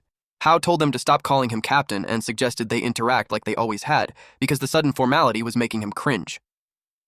With everyone assembled, he announced that it was time to head out. Ying asked if they were not going to wait for Song Rui. Yan Hao explained that Rui still needed more time to find her place. As the group walked outside, someone called out and complained that they were taking too long. Everyone immediately looked up. Grinning, Rui stood beside a military vehicle, as if she had been waiting for them. Ying cheered, clearly relieved to see that she was okay. Rui announced that she had officially returned to the squad and had received approval to join the mission. She then asked Captain Yan to let her come with them. Hao smiled, noting that she seemed to have recovered well. He jokingly welcomed her as the squad's newest member and ordered her to drive. However, the service member immediately volunteered to take the wheel instead. Rui completely ignored him, climbed into the driver's seat, and told everyone to get in. And just like that, the team set off. While Rui drove, Hao asked if she was truly okay. Rui immediately told him to cut it out. She firmly declared that she would never lose herself again. Meanwhile, deep within a lush, mountainous canyon, a massive insectoid aberration towered over its eggs and newly hatched offspring. Inside the Greenvine headquarters base, Mr. Hong prepared to brief one of his operatives on the situation. He explained that the Titan Bug King was currently nesting and breeding inside the jungle northwest of SU District 7, accompanied by several Bug King guards. Before the Bug King entered the jungle, their people had detected crystallized tissue excreted by the monster while it laid its eggs. More importantly, that tissue played a crucial role in their ongoing artificial crystal core project. Of course, Mr. Hong knew the military would never willingly hand over something that valuable. Because of this, the mission was not to seize it by force. Instead, the operative had to steal it amid the chaos without leaving behind any clues for the military to trace. And according to Mr. Hong, only one person under his command was suited for that kind of job. He noted that Tangye would not be returning and expressed his hope that Thousand Faces could bring the item back safely. Thousand Faces, an A-rank Greenvine backbone, confidently told Hong to leave everything to him. Meanwhile, the military vehicle suddenly came to a halt while traveling through the northwestern jungle of District 7. Rui immediately asked what was blocking their path. Inside the vehicle, Ying wondered what was happening, while Rui asked Hao what he had sensed. Hao warned them that the situation was even worse than they had expected. He immediately ordered everyone to leave the vehicle and continue on foot. Hao explained that thick fog covered the jungle and countless aberrations lurked within it. He warned everyone to move carefully and remain within one another's line of sight. As they moved forward, the service member questioned whether they really planned to walk 20 kilometers through the dense fog. Youngji argued that driving with almost no visibility would be even more dangerous. Rui then asked if Ying could use her ability to blow the fog away, but Ying admitted that she could not. Suddenly, Hao raised his hand and stopped the entire group. Rui immediately asked what was wrong. Hao ordered everyone to fall back just as Rui spotted something above them. An enormous attack suddenly crashed down from the sky. Hao quickly checked on the team. Rui confirmed that everyone was unharmed because they had noticed the attack in time. Hao explained that he could sense the enemy nearby, but even he could not pinpoint its exact location through the thick fog. Then, a gigantic insect-like aberration emerged before them. At the same time, the surrounding fog rapidly dispersed. Yongji realized that the Bug King's crimson fog energy had created the mist. Rui understood that they had already been marked as prey. She explained that the aberration had absorbed the crimson mist throughout the area, turning the jungle into its personal hunting ground while keeping other monsters away. Ying checked her equipment and immediately panicked.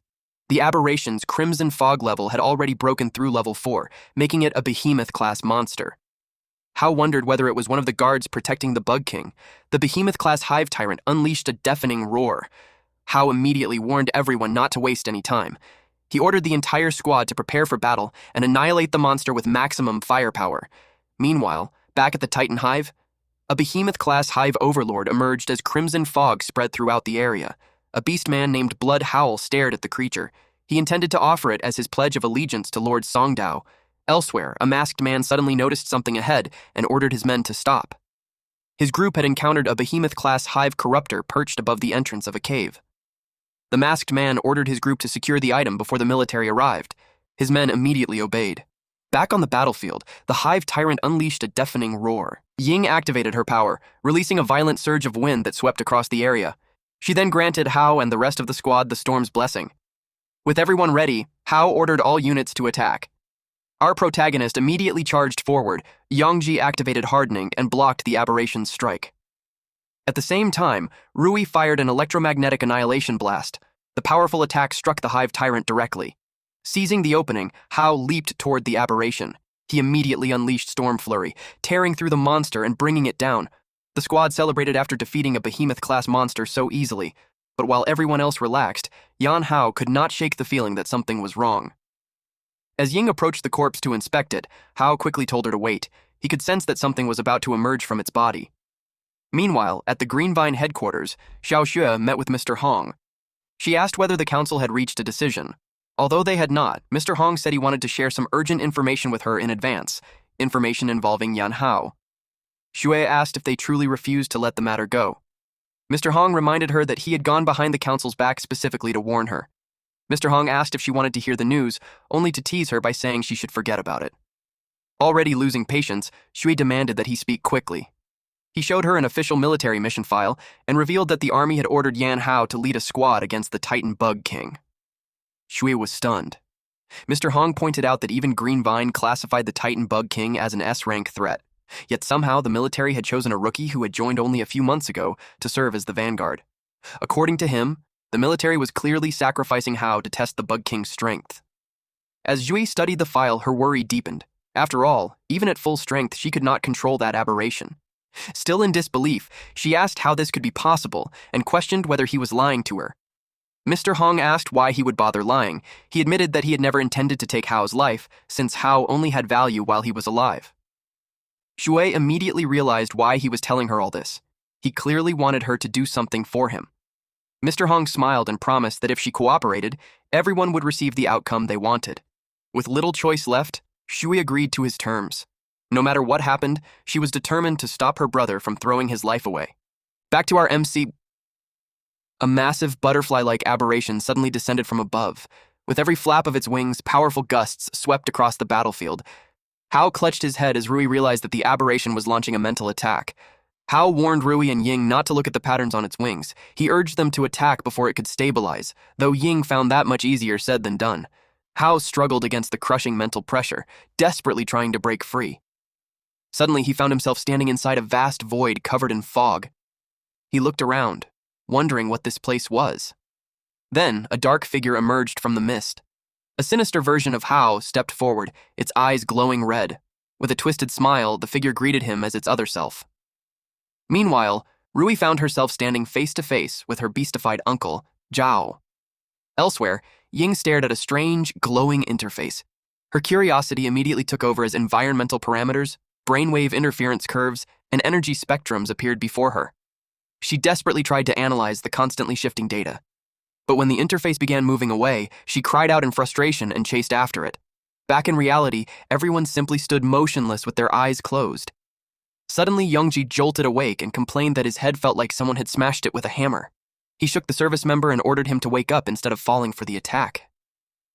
The man finally broke free from the illusion. He explained that he had heard the captain calling him useless, only to remember that he had actually just made a major contribution. He wondered how they had nearly fallen for the illusion, and why the others still had not awakened. Youngji figured it was because the two of them were simply too ordinary. Youngji explained that the stronger a person's mental fortitude or inner desires were, the easier it became for an illusion to exploit their brain's defenses during a mental attack. Since their own consciousness was relatively shallow, a sudden shock was enough to snap them out of it. Turning toward the aberration, Youngji ordered the service member to report to headquarters and request support from a mental-type expert. Meanwhile, he would find a way to interfere with the creature himself. The giant aberration suddenly launched several spheres of purple energy. Hao remained completely motionless as the attacks flew directly toward him. Youngji rushed forward and pulled him aside just before the spheres struck. While the service member fired his rifle at the aberration, Youngji realized that a direct assault was useless. All they could do was keep everyone alive and hope they awakened on their own. Inside the illusion, Hao faced his dark double. The creature claimed that this was their true form and taunted him for painfully restraining it every day. The dark double charged forward and slashed at him with a crimson claw. Hao quickly blocked the strike. Then, the double activated Shadow Dive and disappeared. It instantly reappeared behind him.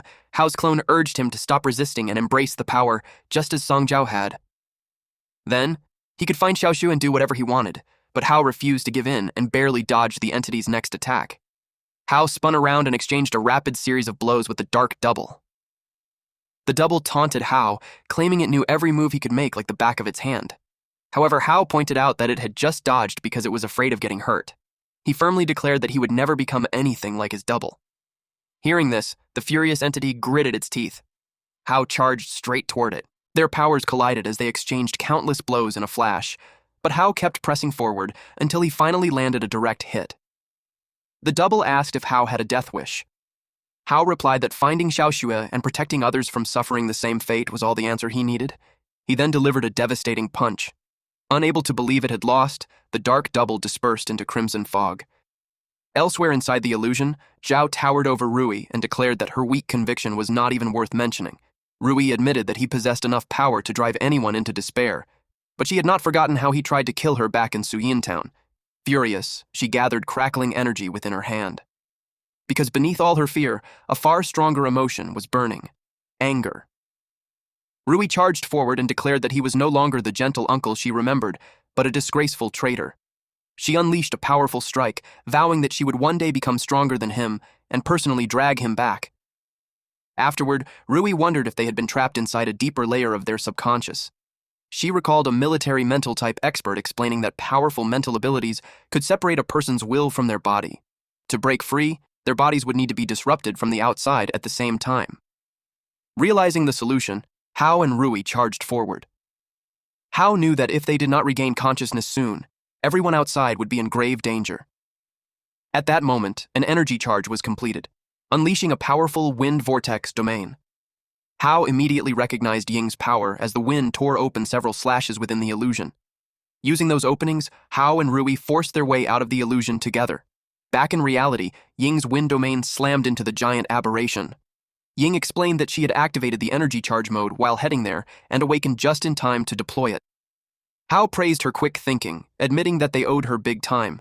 Hao realized just how rare and terrifying mental-type aberrations were. He told Rui that it was time to settle the score and asked if she could clearly see the creature's position. He then instructed her to target the patterns on its wings first, crippling its mental attack capabilities. Rui confidently told him to leave it to her. She aimed her weapon and locked onto the target. The aberration struggled to escape, but it was already trapped. Ying immediately activated Time Domain Dispel. At that exact moment, Song Rui fired. A powerful beam tore straight through the aberration's wings, and just like that, the creature came crashing down. Hao concluded that the attack had eliminated the threat, noting that its physical body was surprisingly fragile. Rui observed that it had used another aberration as a cultivation vessel and suggested reporting this newly discovered symbiote type to their superiors as soon as possible. The squad gathered around the fallen aberration. From a distance, a masked man observed the battle through a telescope. He reported that the behemoth-class guard had been eliminated. On the other end, Mr. Hong ordered him to capture a visual of Hao's squad. According to him, the pawn had already served its purpose. Now, it was time for checkmate. Back at the Greenvine headquarters, Mr. Hong walked down a hallway. He entered a room and met with Xiaozhe. She immediately asked about the situation. Mr. Hong reported that the targets were moving quickly and had already encountered the Bug King's guards. Mr. Hong smiled and declared that it was time to put their plan into action. Zhu asked exactly what he needed her to do. He explained that she simply had to use her Aberration Queen ability to control the Bug King before evacuating across the border. Growing nervous, Zhu admitted that such a task was impossible with her current strength. Mr. Hong assured her that she would not be doing it alone. He showed her a live feed of Hao's team and revealed Greenvine's newest creation, the amplification device. As long as Zhu cooperated, the device could maximize the power of her ability. Mr. Hong reminded her that if she truly wanted to protect Hao, she needed to accept their support. After a long silence, Shui finally replied that she understood. The team continued through the forest inside an armored vehicle. Inside, Ying mentioned that her father would gain plenty of new research material from the parasitic relationship involving the mental-type behemoth. Yangji asked if Hao would be okay after absorbing a behemoth-class beast core. Rui assured him that Hao would be fine, adding that overcoming this hurdle might even raise his power to an entirely new level. As he drove, the service member admitted that it was also his first time witnessing Hao's unusual leveling method. With Hao's strength and the shield Yangji had acquired, he felt much safer than before. Suddenly, Hao opened his eyes and ordered the service member to slow down. He had sensed some unexpected guests roughly 200 meters ahead and to their right. Ying asked if they were aberrations, surprised that Hao could detect them from such a great distance. Hao clarified that the presences he sensed were not beasts. They were humans. At that moment, a man leaped down from a tree and landed directly in front of the vehicle. The Bloodhowl Beastman declared that the road was closed to military trash. The team stepped out of the vehicle. Ying wondered how a beast morph could still maintain his consciousness, while Hao demanded to know who he was and why he had stopped them. The man introduced himself as Bloodhowl. He demanded to know if they truly believed they were worthy of interfering with something Lord Songdao had set his eyes on. Then, he charged forward and declared that the egg sac belonged to them. Bloodhowl immediately attacked, but Hao effortlessly dodged his strike. Slamming his fist into the ground, Bloodhowl mocked Hao for doing nothing but avoiding him. He asked whether trash like them genuinely believed they could stop the Bug King. He immediately lunged at Hao again. Bloodhowl screamed for Hao to die, while Ying desperately warned Hao to watch out, but our protagonist calmly caught the incoming fist with one hand. Hao remarked that Bloodhowl possessed decent strength, but nothing more. Bloodhowl could only stare at him in disbelief. Realizing the difference between them, he immediately stepped back. Hao then activated Shadow Stealth. Before Bloodhowl could even react, Hao appeared directly in front of him and smashed a fist into his face. Hao mocked him for daring to intercept their squad with such a pathetic level of skill. Bloodhowl could not believe how easily he had been overwhelmed. Meanwhile, a hidden observer watched from the branches of a nearby tree. Realizing that Hao's strength had already touched the threshold of S rank, he decided to report the discovery to Lord Hong immediately. The observer swiftly disappeared into the forest. Hao ordered his teammates to restrain Bloodhowl and throw him into the vehicle's trunk.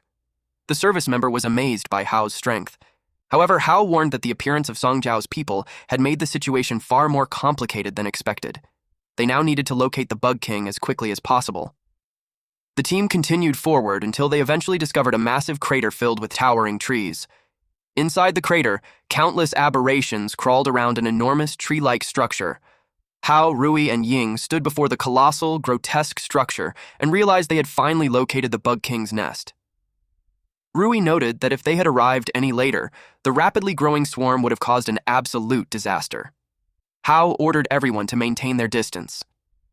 He instructed Rui to use electromagnetic pulses to disrupt the enemy's spawning process, while the rest of the squad prepared for a counterattack. Rui immediately opened fire. The attack enraged the Bug King. It unleashed a furious roar, sending countless aberrations rushing forward to protect the nest. With eggs scattered all around them, Hao ordered the squad to follow their planned hit-and-run strategy. Their goal was to distract the Bug King without allowing the swarm to surround them. Ying activated her ability and unleashed a powerful tornado. One of the aberrations responded by firing an energy blast. Youngji immediately raised his shield and blocked it. At the same time, Hao parried another incoming attack. The attack exploded against the ground. Realizing they were being overwhelmed, Hao ordered everyone to retreat, change directions, and continue harassing the swarm from another angle. 2 hours passed. More aberrations continued pouring into the area.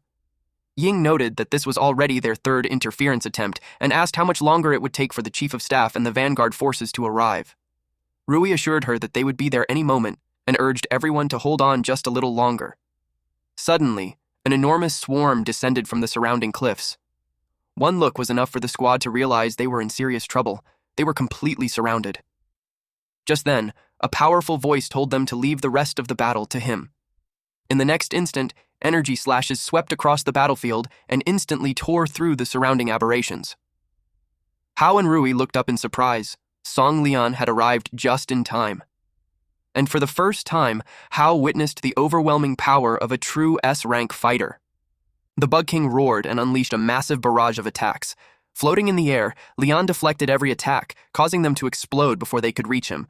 On the ground, Yongshin ordered the men to hold the line and prevent the swarm from interfering with the Chief of Staff. Youngji was relieved to see that his brother Yongxin had arrived. The reinforcements bombarded the surrounding aberrations with relentless attacks. Lian began gathering his power. Rui worried whether her father's body could withstand the strain. Meanwhile, Hao watched in awe, finally realizing just how terrifying the legendary spatial type abilities truly were. Lian unleashed a surge of spatial energy, trapping the Bug King inside a confinement barrier. Yongxin rushed to Lian's side, worried that his old wounds might reopen. However, Lian assured him that he was fine. He could maintain the barrier for at least an hour, giving the main forces more than enough time to arrive. The squad believed that the main forces had already arrived, but when they saw the approaching helicopter, they realized they were mistaken.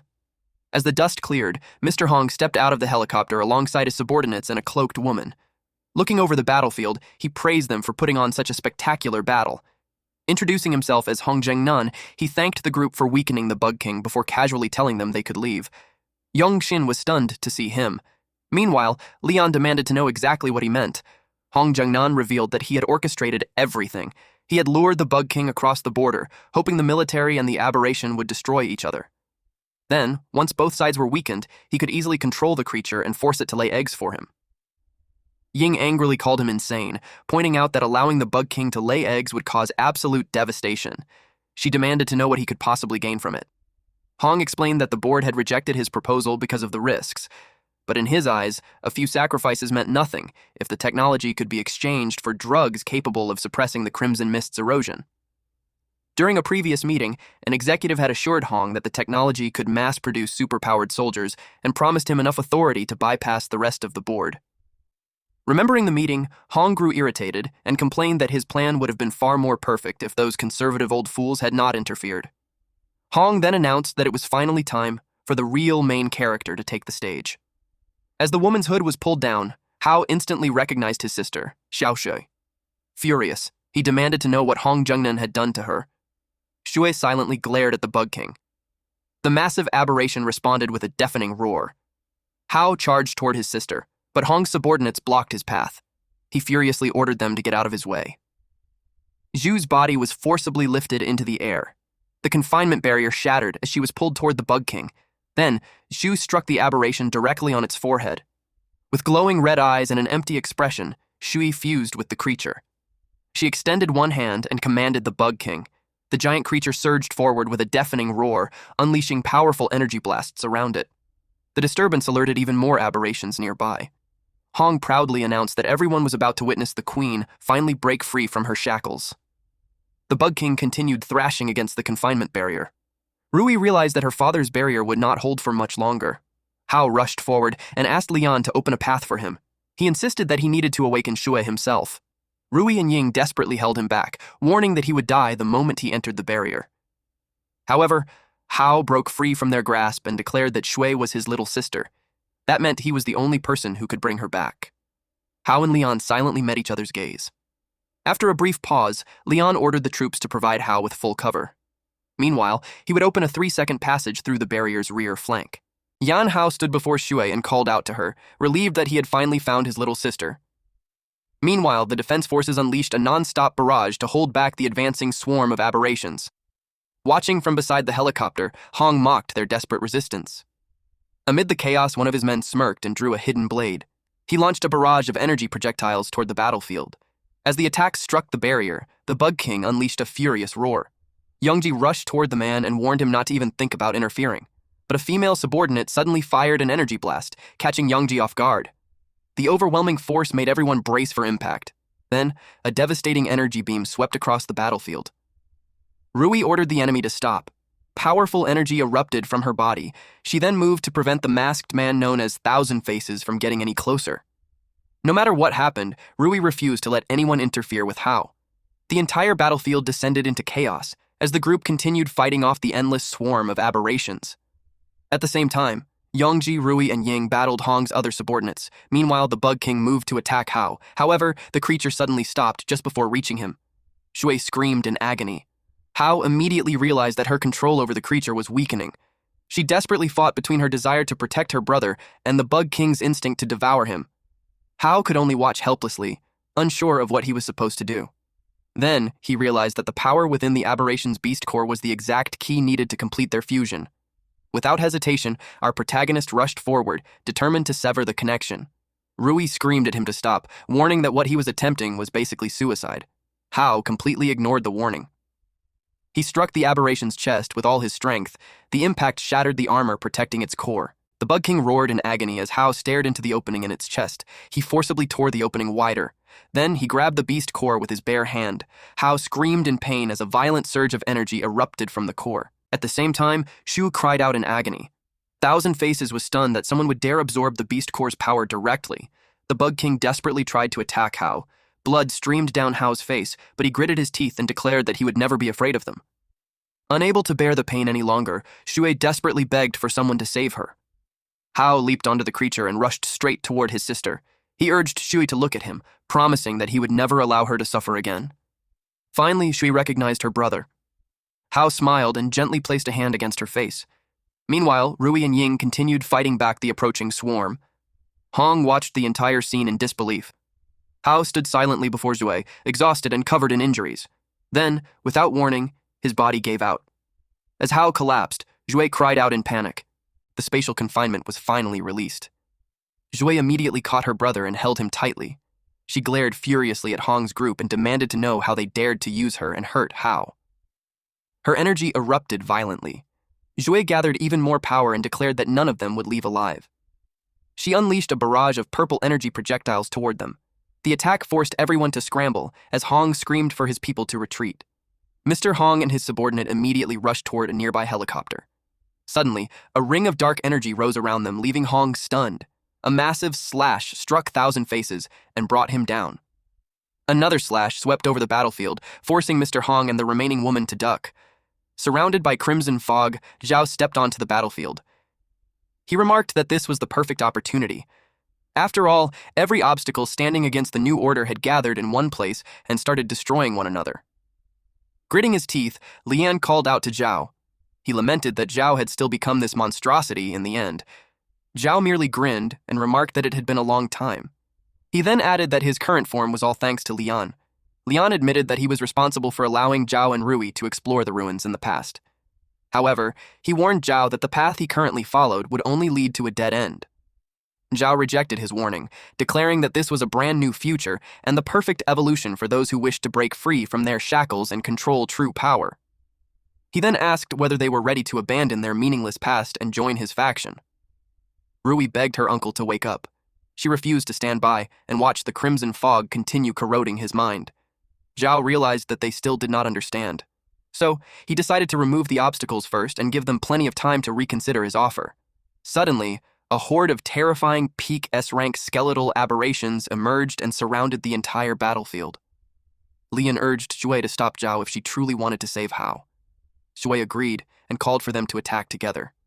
Meanwhile, Rui carried the unconscious Hao while Ying stared in shock at how dangerously hot his body felt. Zhao unleashed a barrage of dark energy toward Lian. Lian quickly created an energy shield and blocked the strikes. Shui immediately joined the battle. She fired multiple purple projectiles toward Zhao. However, Zhao easily dispersed her attacks with a series of sweeping slashes. At the same time, a swarm of aberrations charged forward in a frenzy. Zhao unleashed swirling dark energy, cutting down multiple monsters with several powerful strikes.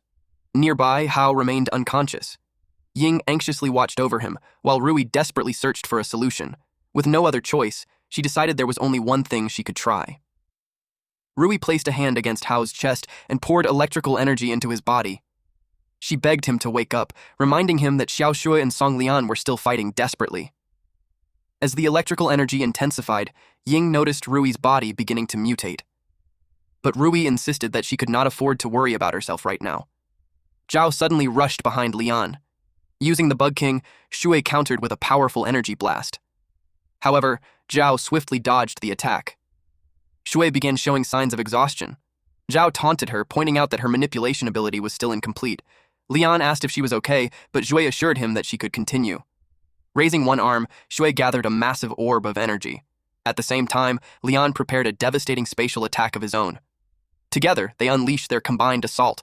Zhao stood his ground and challenged them to blow him away. He charged directly into the incoming energy blast. Zhao met their full power head-on, attempting to suppress the attack with his own strength. The collision triggered a massive explosion that swept across the entire battlefield. Lian crashed to the ground and coughed violently. Shui immediately rushed over to check on him. As the smoke cleared, Zhao emerged and loomed menacingly over them. He declared that the battle was over. Suddenly, a violent surge of energy erupted around Hao. Rui could only stare in shock. The unexpected disturbance immediately caught Zhao's attention. Then, a massive pillar of crimson energy erupted from Hao and shot into the sky. Hao returned to his feet as a powerful and menacing aura erupted from his body. Ying was stunned to sense the Bug King's aura coming from him, leaving her to wonder if he was still himself. Exhausted, Rui desperately called out his name. Hao assured them that he was still himself and could maintain control over his inner consciousness. Grinning, Zhao declared that Hao truly was one of his kind, especially after forcibly breaking through the S-rank threshold. However, Hao made it clear that he had no interest in becoming a monster like him. Zhao claimed that this overwhelming power was simply the price of evolution. He added that Hao possessed a talent even he envied, yet lacked even a shred of a strong man's ambition. Taunting Hao, Zhao remarked that his previous teachings clearly had not been enough, as dark energy erupted around him. Shui cried out for her brother in panic. Hao charged forward with his crimson claw and tore straight through the incoming attack. He called for everyone to attack together, and Lian immediately agreed. Hao and Zhao collided, exchanging a furious barrage of attacks. Then, Shui and Lian leaped into the battle to support him. Zhao roared that they were getting in his way, releasing a powerful wave that pushed them backward. Turning his attention back to Hao, Zhao demanded that he show him his true strength. The two exchanged a relentless series of attacks. Zhao repeatedly countered Hao's strikes while taunting him that his power was still nowhere near enough. He landed a heavy blow and once again declared that Hao's level was simply too low. But then, Hao caught his hand. Our protagonist gathered all his power into a single fist. He declared that this punch was for Song Rui. The devastating blow sent Zhao flying across the battlefield. Zhao coughed from the impact, but still praised the power behind Hao's strike. However, he admitted that he had already consumed too much energy during the earlier battle. He decided to spare them for the day, confidently claiming that they would eventually submit to his power. Suddenly, lightning erupted around his body. Zhao was caught completely off guard. Rui apologized to her uncle, but firmly declared that she could not allow him to escape again. At the same time, Hao condensed a massive sphere of energy within his hand. As the energy continued growing, he admitted that this power had once terrified him, yet fascinated him at the same time. Hurling the sphere forward, Hao acknowledged that Zhao had always wanted this power so badly. Hao unleashed the devastating attack and coldly told Zhao to take it all. Zhao screamed as the overwhelming energy completely engulfed him. A massive explosion shook the entire battlefield. When the smoke finally cleared, Song Zhao remained standing as his beast transformation gradually faded away. Leon caught him before he could collapse. Back to his senses at last, Zhao apologized for all the trouble he had caused. Rui became emotional when she saw that her uncle had finally returned to normal. Beside her, Ying cautiously asked if everything was truly over. An official announcement soon confirmed the successful completion of the mission. Hearing this, the soldiers erupted into cheers. The operation had not only driven away the Titan Bug King, but also successfully captured the Beastman Song Zhao, completely crushing the Green Vine Group's plans. Following these events, Song Zhao regained considerable influence within the military. The higher-ups also granted their full support to the beast morphing research project he had spearheaded. Sometime later, Lin Yongxin dismissed a group of soldiers after completing a training mission. He informed Hao that the new recruits had begun doubting his strength after hearing that his rank had fallen from S rank to B rank. Yan Hao confidently replied that if they were not convinced, he would simply beat them until they were. After all, his rank may have fallen, but his skills had not regressed. Yongxin asked how his body was recovering, since the previous battle had taken a tremendous toll on him. Hao explained that he had been taking medicine created from the Bug King's crystal, and the results had been promising. He added that Shui and Rui were also using the medicine to stabilize their erosion conditions. Yongxin then shared some good news. Hong Zhengnian had confessed, exposing every Green Vine board member who had supported him. The military had already filed a case and launched a full investigation. Hao grinned and asked if he would receive a bonus. Now that he had to support both himself and his sister, his living expenses had become much higher. Yongxin smiled and called him a brat. Yongxin assured him that there would be a bonus and promised to request one on his behalf. Hao then explained that Shui was waiting for him at home and told instructor Lin that he would head back first. Yongxin agreed, noting how rare it was for the siblings to finally reunite. He encouraged Hao to spend more time with her and asked him to pass along his regards. By nightfall, Hao returned home and announced his arrival. Shui welcomed him back, saying that dinner was almost ready. She also casually mentioned that they had a guest. Hao was surprised, but before he could ask anything, Rui playfully popped into view and admitted that she had crashed their dinner. Hao remarked that the food there could never compare to the chief of staff's feast. Yet, Rui had skipped dinner at her own home just to come over and mooch food and drinks from him. Rui complained that her father had rejected her request to visit her uncle. Crossing her arms, she explained that she had tried speaking to him seriously, but he brushed her off and refused. She concluded that he could enjoy his precious feast all by himself. Inwardly, Hao could only sympathize with the chief of staff. Raising a daughter like Rui was clearly its own S-rank mission. They sat down at the table.